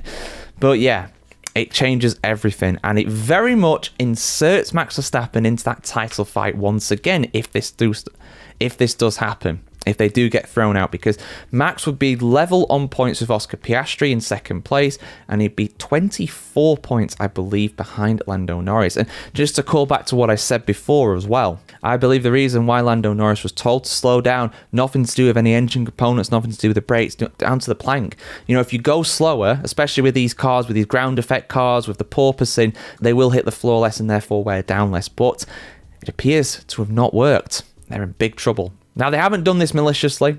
This is an honest mistake, I think. They've just messed up here. It happens. But, and in typical fashion, while I was editing that video, the decision has come now. They are officially both disqualified. Piastri and Norris out of the race. All the people behind them move up positions as a result. I'll put the official note on the screen here for you guys so you can see it, but the main reason for the decision is here. The rear skids of car 4 were measured and found to be below the minimum thickness of 9mm specified under Article 3.5.9 of the technical regulations. The relevant measurements were right hand side front 8.88mm, right hand side rear 8.93mm. And the measurement device was found to be accurate. So it's only just below the 9mm that you need. However, it is below that line. The line has to be drawn somewhere. So therefore, Lando was disqualified. And interestingly, for Oscar Piastri, it was exactly the same. Exactly the same. Right hand side front 8.88. millimeters, and right hand side rear 8.93 millimeters as well. So yeah, there we go, guys. Absolutely massive. Like I said, shakes up the championship no end. We go to Qatar and it's all to play for. All bets are off after Las Vegas. So the Qatar Grand Prix. Oh man, do we have so much to talk about, particularly for McLaren. But we will get into all that and a whole lot more today, guys, in my 2025 Qatar Grand Prix review. The 5 things that we learned. And we can't talk about this race without talking about the Championship 3, the 3 title protagonists, Max Verstappen, Lando Norris, and Oscar Piastri. And I'm going to go through all of that in this review, guys, because like I said, this is absolutely humongous for the championship. Just 1 round remaining after this weekend coming up in Abu Dhabi. But what is the state of play? Let's have a look. So the Qatar Grand Prix was shaping up to not exactly be an all-time thriller in the early stages. A lot of people saying quite rightly it is very difficult to overtake around this track. And so it was proven during this weekend, particularly of course in the sprint race, which was on Saturday, which was honestly a pretty dull affair overall. Off the line, Max Verstappen managed to get into second place, jumping Lando Norris, but Oscar Piastri retained his lead. Everything though flipped upside down on its head on lap 7 when Nico Hülkenberg and Pierre Gasly collided with each other. There was no further action from the stewards. For me, 6-1, half a dozen the other racing incident. They both collided going through turn 1. If you're going to blame anybody, probably blame Pierre Gasly for that one. Hülkenberg gave him plenty of room on the inside to be able to go and battle side by side. Gasly, though, lost control of his car and he ended up colliding with Hülkenberg. But this is a very tricky corner where, of course, it tightens on the exit. So they came to blows. Hülkenberg was out. Pierre Gasly, his race was ruined. He did finish the race, but he was well down the order, unfortunately for him. And it's a shame, really, because both of them had an outside shot of points, of course. There was that opportunity there for them. Now, this was on lap 7. This is a 57 lap race. There was a limit of 25 laps per set of tyres imposed in this Grand Prix by Pirelli. Do the maths. If you stop on lap 7, you only have to stop once more, given the fact that you can probably take your tyres the full 25 laps if you have that in the locker effectively. And that is effectively what every single driver on the grid did, except for the McLaren boys. They stayed out. They stayed out. And that was the moment where they lost the race. That was the moment they lost the race. They absolutely messed this up. Now, we're going to go into all 3 of the main drivers that are going for the title and just go through how their races went. So we'll start with Oscar Piastri. Now, he was leading the Grand Prix and his pace was absolutely incredible. Let's not get away from that. The pace from both McLarens, particularly in that first stint, was absolutely unbelievable. You could see why McLaren thought they could get away with this. You could see why they thought we have the pace to be able to do this. Do an extra stop, yes, effectively at that point compared to everybody else, but we've got the pace to be able to just go 100% flat out and we'll be able to gap the entire field. And they almost did. They almost did. But Max Verstappen had other ideas with that. Piastri ended up finishing in second place, which, given the poor strategy he was on from McLaren, I think it's a good result for him in a sense, but it could have and should have been much more. He should have won the race. He was absolutely on fire this weekend, and you could tell how disappointed he was with his interviews as well. You could tell he knew, given the fact he won the sprint, he knew that a maximum score was on. Now he is the 3rd horse in that title race properly. He is not level with Max Verstappen anymore because Max Verstappen won the race. 3rd thing we learned, Max Verstappen won the race.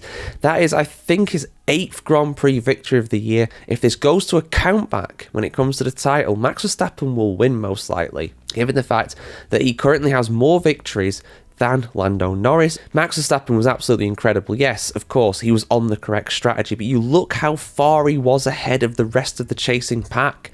You look at how quick he was. You look at how comfortable he looked. He was fantastic. He really, really was. If he is going to win a 5th world title, this is the kind of result he needs to be able to do it. And, you know, he goes into Abu Dhabi. He's got every chance. He has every chance. Lando Norris, though, he needs to do better if he's going to be champion because, yes, obviously he was not helped by the strategy. McLaren did not help him at all there. But now he was pretty good in the first stint. He was able to gap Fernando Alonso, get out in front of him, get out in front of that massive train that he was hauling around the Losail International Circuit, which was good. But in the second stint, he made a mistake. He ran wide, and I think he probably got some damage on his car because the pace of his car after that point was not on the same level. We're not talking about anything major. He ran wide, went onto the gravel, probably got some damage to the underfloor of the car, which these days in this ground effect era, especially around a track that is so quick like Qatar, no slow speed corners at all in Qatar, you know, that is really crucial, and that made a big difference to how he did. So those kind of little errors, you know, the kind of things that he'd not been making for some time, to be fair. You know, the pressure was on, he was kind of off balance, and he made a mistake with that. And that cost him. That definitely cost him third place. And it could have cost him fourth as well, had he not got past Kimi Antonelli as well in the closing stages. Antonelli just made a mistake. Despite what certain people like Dr. Helmut Marko have been saying, where there's some kind of grand conspiracy between Mercedes and McLaren. I know, shocking. He's actually claimed there is, basically. I'll cover that in more in depth in a separate video too, guys. But yeah, he just made a mistake. He's a rookie, he's inexperienced, you know. These young kids, they make mistakes every now and again. And it was a good result for Antonelli. He got fifth, he managed to beat George Russell, so fair play to the kid. He had a good weekend. But yeah, Lando Norris, if anything, getting a little lucky to get fourth, and he's on the back foot now. These things change very quickly. Final thing we learned, Carlos Sainz. Yes, Carlos Sainz, the mystery man in third, who I've not mentioned so far. He got third place. He becomes the first Williams driver in a decade to get two or more podiums during a season, since Valtteri Bottas and Felipe Massa both managed it in 2015. He was brilliant, Carlito. He was fantastic. He was running second at parts of this Grand Prix as well. He was the only guy really to be up there with the McLarens kind of mixing it as well. Yes, he was helped by the strategy, but yes, he was helped by the strategy, but also he drove superbly. Brilliant. Carlito, if I had a hat, I would take it off to you, sir. You were brilliant. Absolutely brilliant. I'm tempted to give driver of the day to Max Verstappen, but I think he was helped mainly by the strategy, to be honest, and the pace with him in that car as well. So that wasn't really a big surprise. We knew pretty much that McLaren had messed it up and it was over. We knew that they were going to mess it up at that point once they didn't stop and everybody else did. So I'm going to give it to Carlito. I'm going to give it to Carlos Sainz. Brilliant. Podium in that Williams again. He's closing on. Could he beat Alex Albon in the final race with the standings? In fact, yeah, he could. He is 9 points behind his teammate. So, with the super slow start that Sainz has had to the season, he could end up beating Alex Albon by the end. That's stunning. That, honestly, the comeback from Carlos Sainz, once he's got working with that Williams, he has been genuinely a force to be reckoned with, a force of nature. But yeah, standings. Let's talk about the standings, all right? I'll just quickly say what they are in terms of the points. I'll do a more in-depth video, like I said, guys, as well on this one. So Lando Norris leads the standings in the Drivers' Championship with 408 points. Max Verstappen is in second place, 12 points behind, 396 for the Flying Dutchman. And Norris's teammate Oscar Piastri is now down to third place. He's on 392 points, which is 16 behind his teammate. Remember, there are 25 points to play for around the Yas Marina circuit. How will it all play out? Well, Lando Norris is still leading the championship. He has a little buffer there, but man, if we see another mistake from McLaren, all bets are off. I'm so hyped. Even as a McLaren fan, right, with my new shirt that I picked up on Black Friday. I had to get this in. I had to get the merch in, guys. You know me. But, you know, it's going to be a really, really tense and exciting season finale in Abu Dhabi. No doubt whatsoever. All right. Abu Dhabi Grand Prix 2025. The three-way title fight has been decided. Who was it? Lando Norris, Oscar Piastri, or Max Verstappen that took the title today around Yas Marina? Well, that is one of the things that we learned, but what were the other four? Let's get into the 5 things that we learned about this year's Abu Dhabi Grand Prix, the title decider for 2025. And oh boy, am I going to miss Formula 1 over these next few months. But don't worry, we'll keep you entertained here on the channel, guys. Don't you worry about that. The content will keep coming through this off-season. So the first thing that we learned is that the closest challenger to the top 3 today was going to be Charles Leclerc. Of course, Ferrari had a pretty shocking qualifying, particularly Sir Lewis Hamilton on Saturday. Leclerc did a good job, as he normally does in qualifying, but he was absolutely on the edge. I think he ended up starting in 6th place, something like that today. Jumped a couple guys off the start, of course. George Russell getting a really bad start, bogging down off the line, too much wheel spin for him, and he was down a few places as a result. Got jumped by Fernando Alonso as well. Alonso Alonso, great job today. Did a really good job in the Aston Martin, of course. But it was Charles Leclerc who threatened to make things very awkward for Lando Norris. He was looking quick in a straight line. He was getting that DRS, but Lando Norris just did enough to maintain that third position he was in and eventually keep the threat of Leclerc away. I think he finished about 4 seconds or so behind Lando Norris at the very end. Fourth place for him, a good result for him in that Ferrari. Ferrari not with a good season at all. Fourth in the Constructors' Championship for them. That is a really, really poor performance. They could have got second had they continued their form, but in these last few races or so, particularly for Hamilton, unfortunately, they have been really poor. But Leclerc is not the guy to blame. They will hope to rest and recharge over this festive period and come out swinging in 2026. They certainly hope they will come out swinging in 2026 because, yeah, it's been pretty bad, to be honest, in these latter parts of the season. So like I said, Lando Norris, he was obviously the favourite coming into this one. Unsurprisingly, Red Bull were doing all they could to try and make things awkward, including utilising their second driver, Yuki Tsunoda, who by his standards this season actually had a pretty good race for the most part. He of course qualified in the top 10 and he ran along on the hard tyres, did the alternate strategy, which meant that after Lando Norris and quite a few other people pitted, he was still out on the track and he was ahead of the likes of Lando Norris too. He made things as awkward as he could and it seemed to be relatively fair within the bounds of Formula 1 regulations, but eventually they did fall foul of them, the Japanese driver. It wasn't quite a Mexican Minister of Defense job like Sergio Perez did at the same track for Max Verstappen in 2021. Unfortunately for him, he did fall foul of the regulations. Now there were some people saying that, well, maybe Lando Norris will get a penalty of this because he technically overtook off of the track. However, he was forced off the track by Yuki Tsunoda. For me, this is absolutely cut and dry, and I am sure that some people will say, McLaren bias, papaya bias, British bias.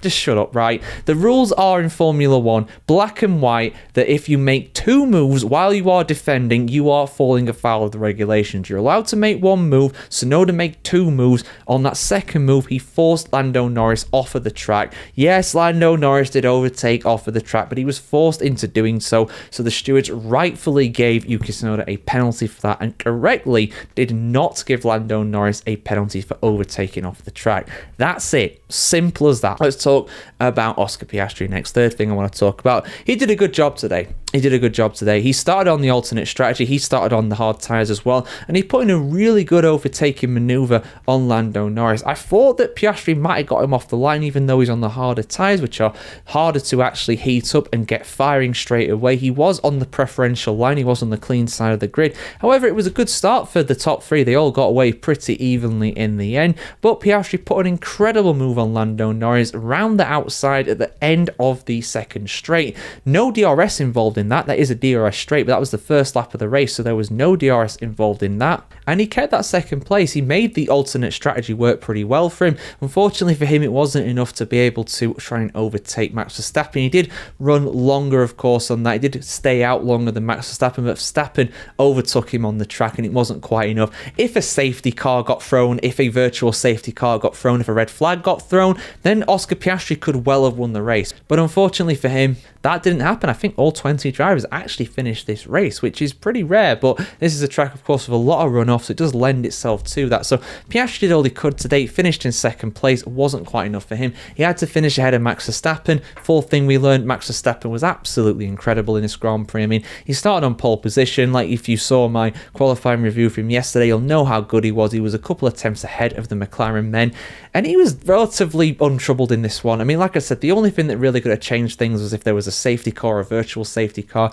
after he did his pit stop. But, you know, he did all he could. He won the Grand Prix, he did it relatively comfortably in dominant style. He ends this season on an absolute high. 3 wins in the last 3 races. He's on an absolute roll right now, going to 2026. If Red Bull give him a car, he will win the World Championship next year. Red Bull developed this car quite a bit, but it wasn't quite enough in the end for him, because he won and Lando Norris was in third place, which was just enough for Lando Norris to be world champion. He joins the likes of Sir Lewis Hamilton, Graham Hill, Jim Clark, Damon Hill, Nigel Mansell, James Hunt, and a lot more. I think he's the 11th or 12th Formula One champion from Great Britain. Well done to him. Of course, some people will say that he was team ordered into it. He got lucky with that. No, the fact that he actually recovered so well from that Canadian Grand Prix disappointment where he just drove into Oscar Piastri, knocking himself out of the race, a lot of people would have crumbled because of that. Lando Norris of 2024 would have crumbled because of that. He did an excellent job to come back in the end. And again, some people will say, well, he bottled the last few races. Max Verstappen really closed in on him. Really? Did he bottle the last few races? Are you sure about that? A double disqualification in Las Vegas? That wasn't his fault. A terrible strategy in Qatar? That wasn't his fault. Norris would have had this title wrapped up if it wasn't for that well before Yas Marina. But in the end, he did just enough. He finished in third. He knew that if he finished in third in this Grand Prix, he would be world champion. Finished in third, he did. He is the world champion. Congratulations, Lando Norris. Commiserations to Max Verstappen and Oscar Piastri. I am sure they will come out swinging. I am sure as well that Oscar Piastri in particular will have learnt a lot from this season, and he will be an even better driver next year. Max Verstappen showed just how much of an amazing driver he is this season to get so close, be 100 points behind and end up, 2 points off the World Championship? It wasn't a lot. Sorry if some of the facts and figures are a little bit off in this one. I did watch the second half of this Grand Prix at a bar with one of my old friends I've not seen for a very long time. So it's been a good day. It's been a nice day. And yeah, don't worry, I wasn't wearing this while I was down there. I didn't want to tempt fate. Imagine if Verstappen became world champion and I was wearing this. It would have been pretty humiliating, to be honest. But yeah, anyway, guys, the Abu Dhabi Grand Prix, not exactly a classic title decided. It was tense, it was nervy, didn't really have any drama in the end, but that's sometimes how it goes. Lando Norris will not be complaining about it. McLaren will not be complaining about it. What do you think about it? Let us know in the comments below.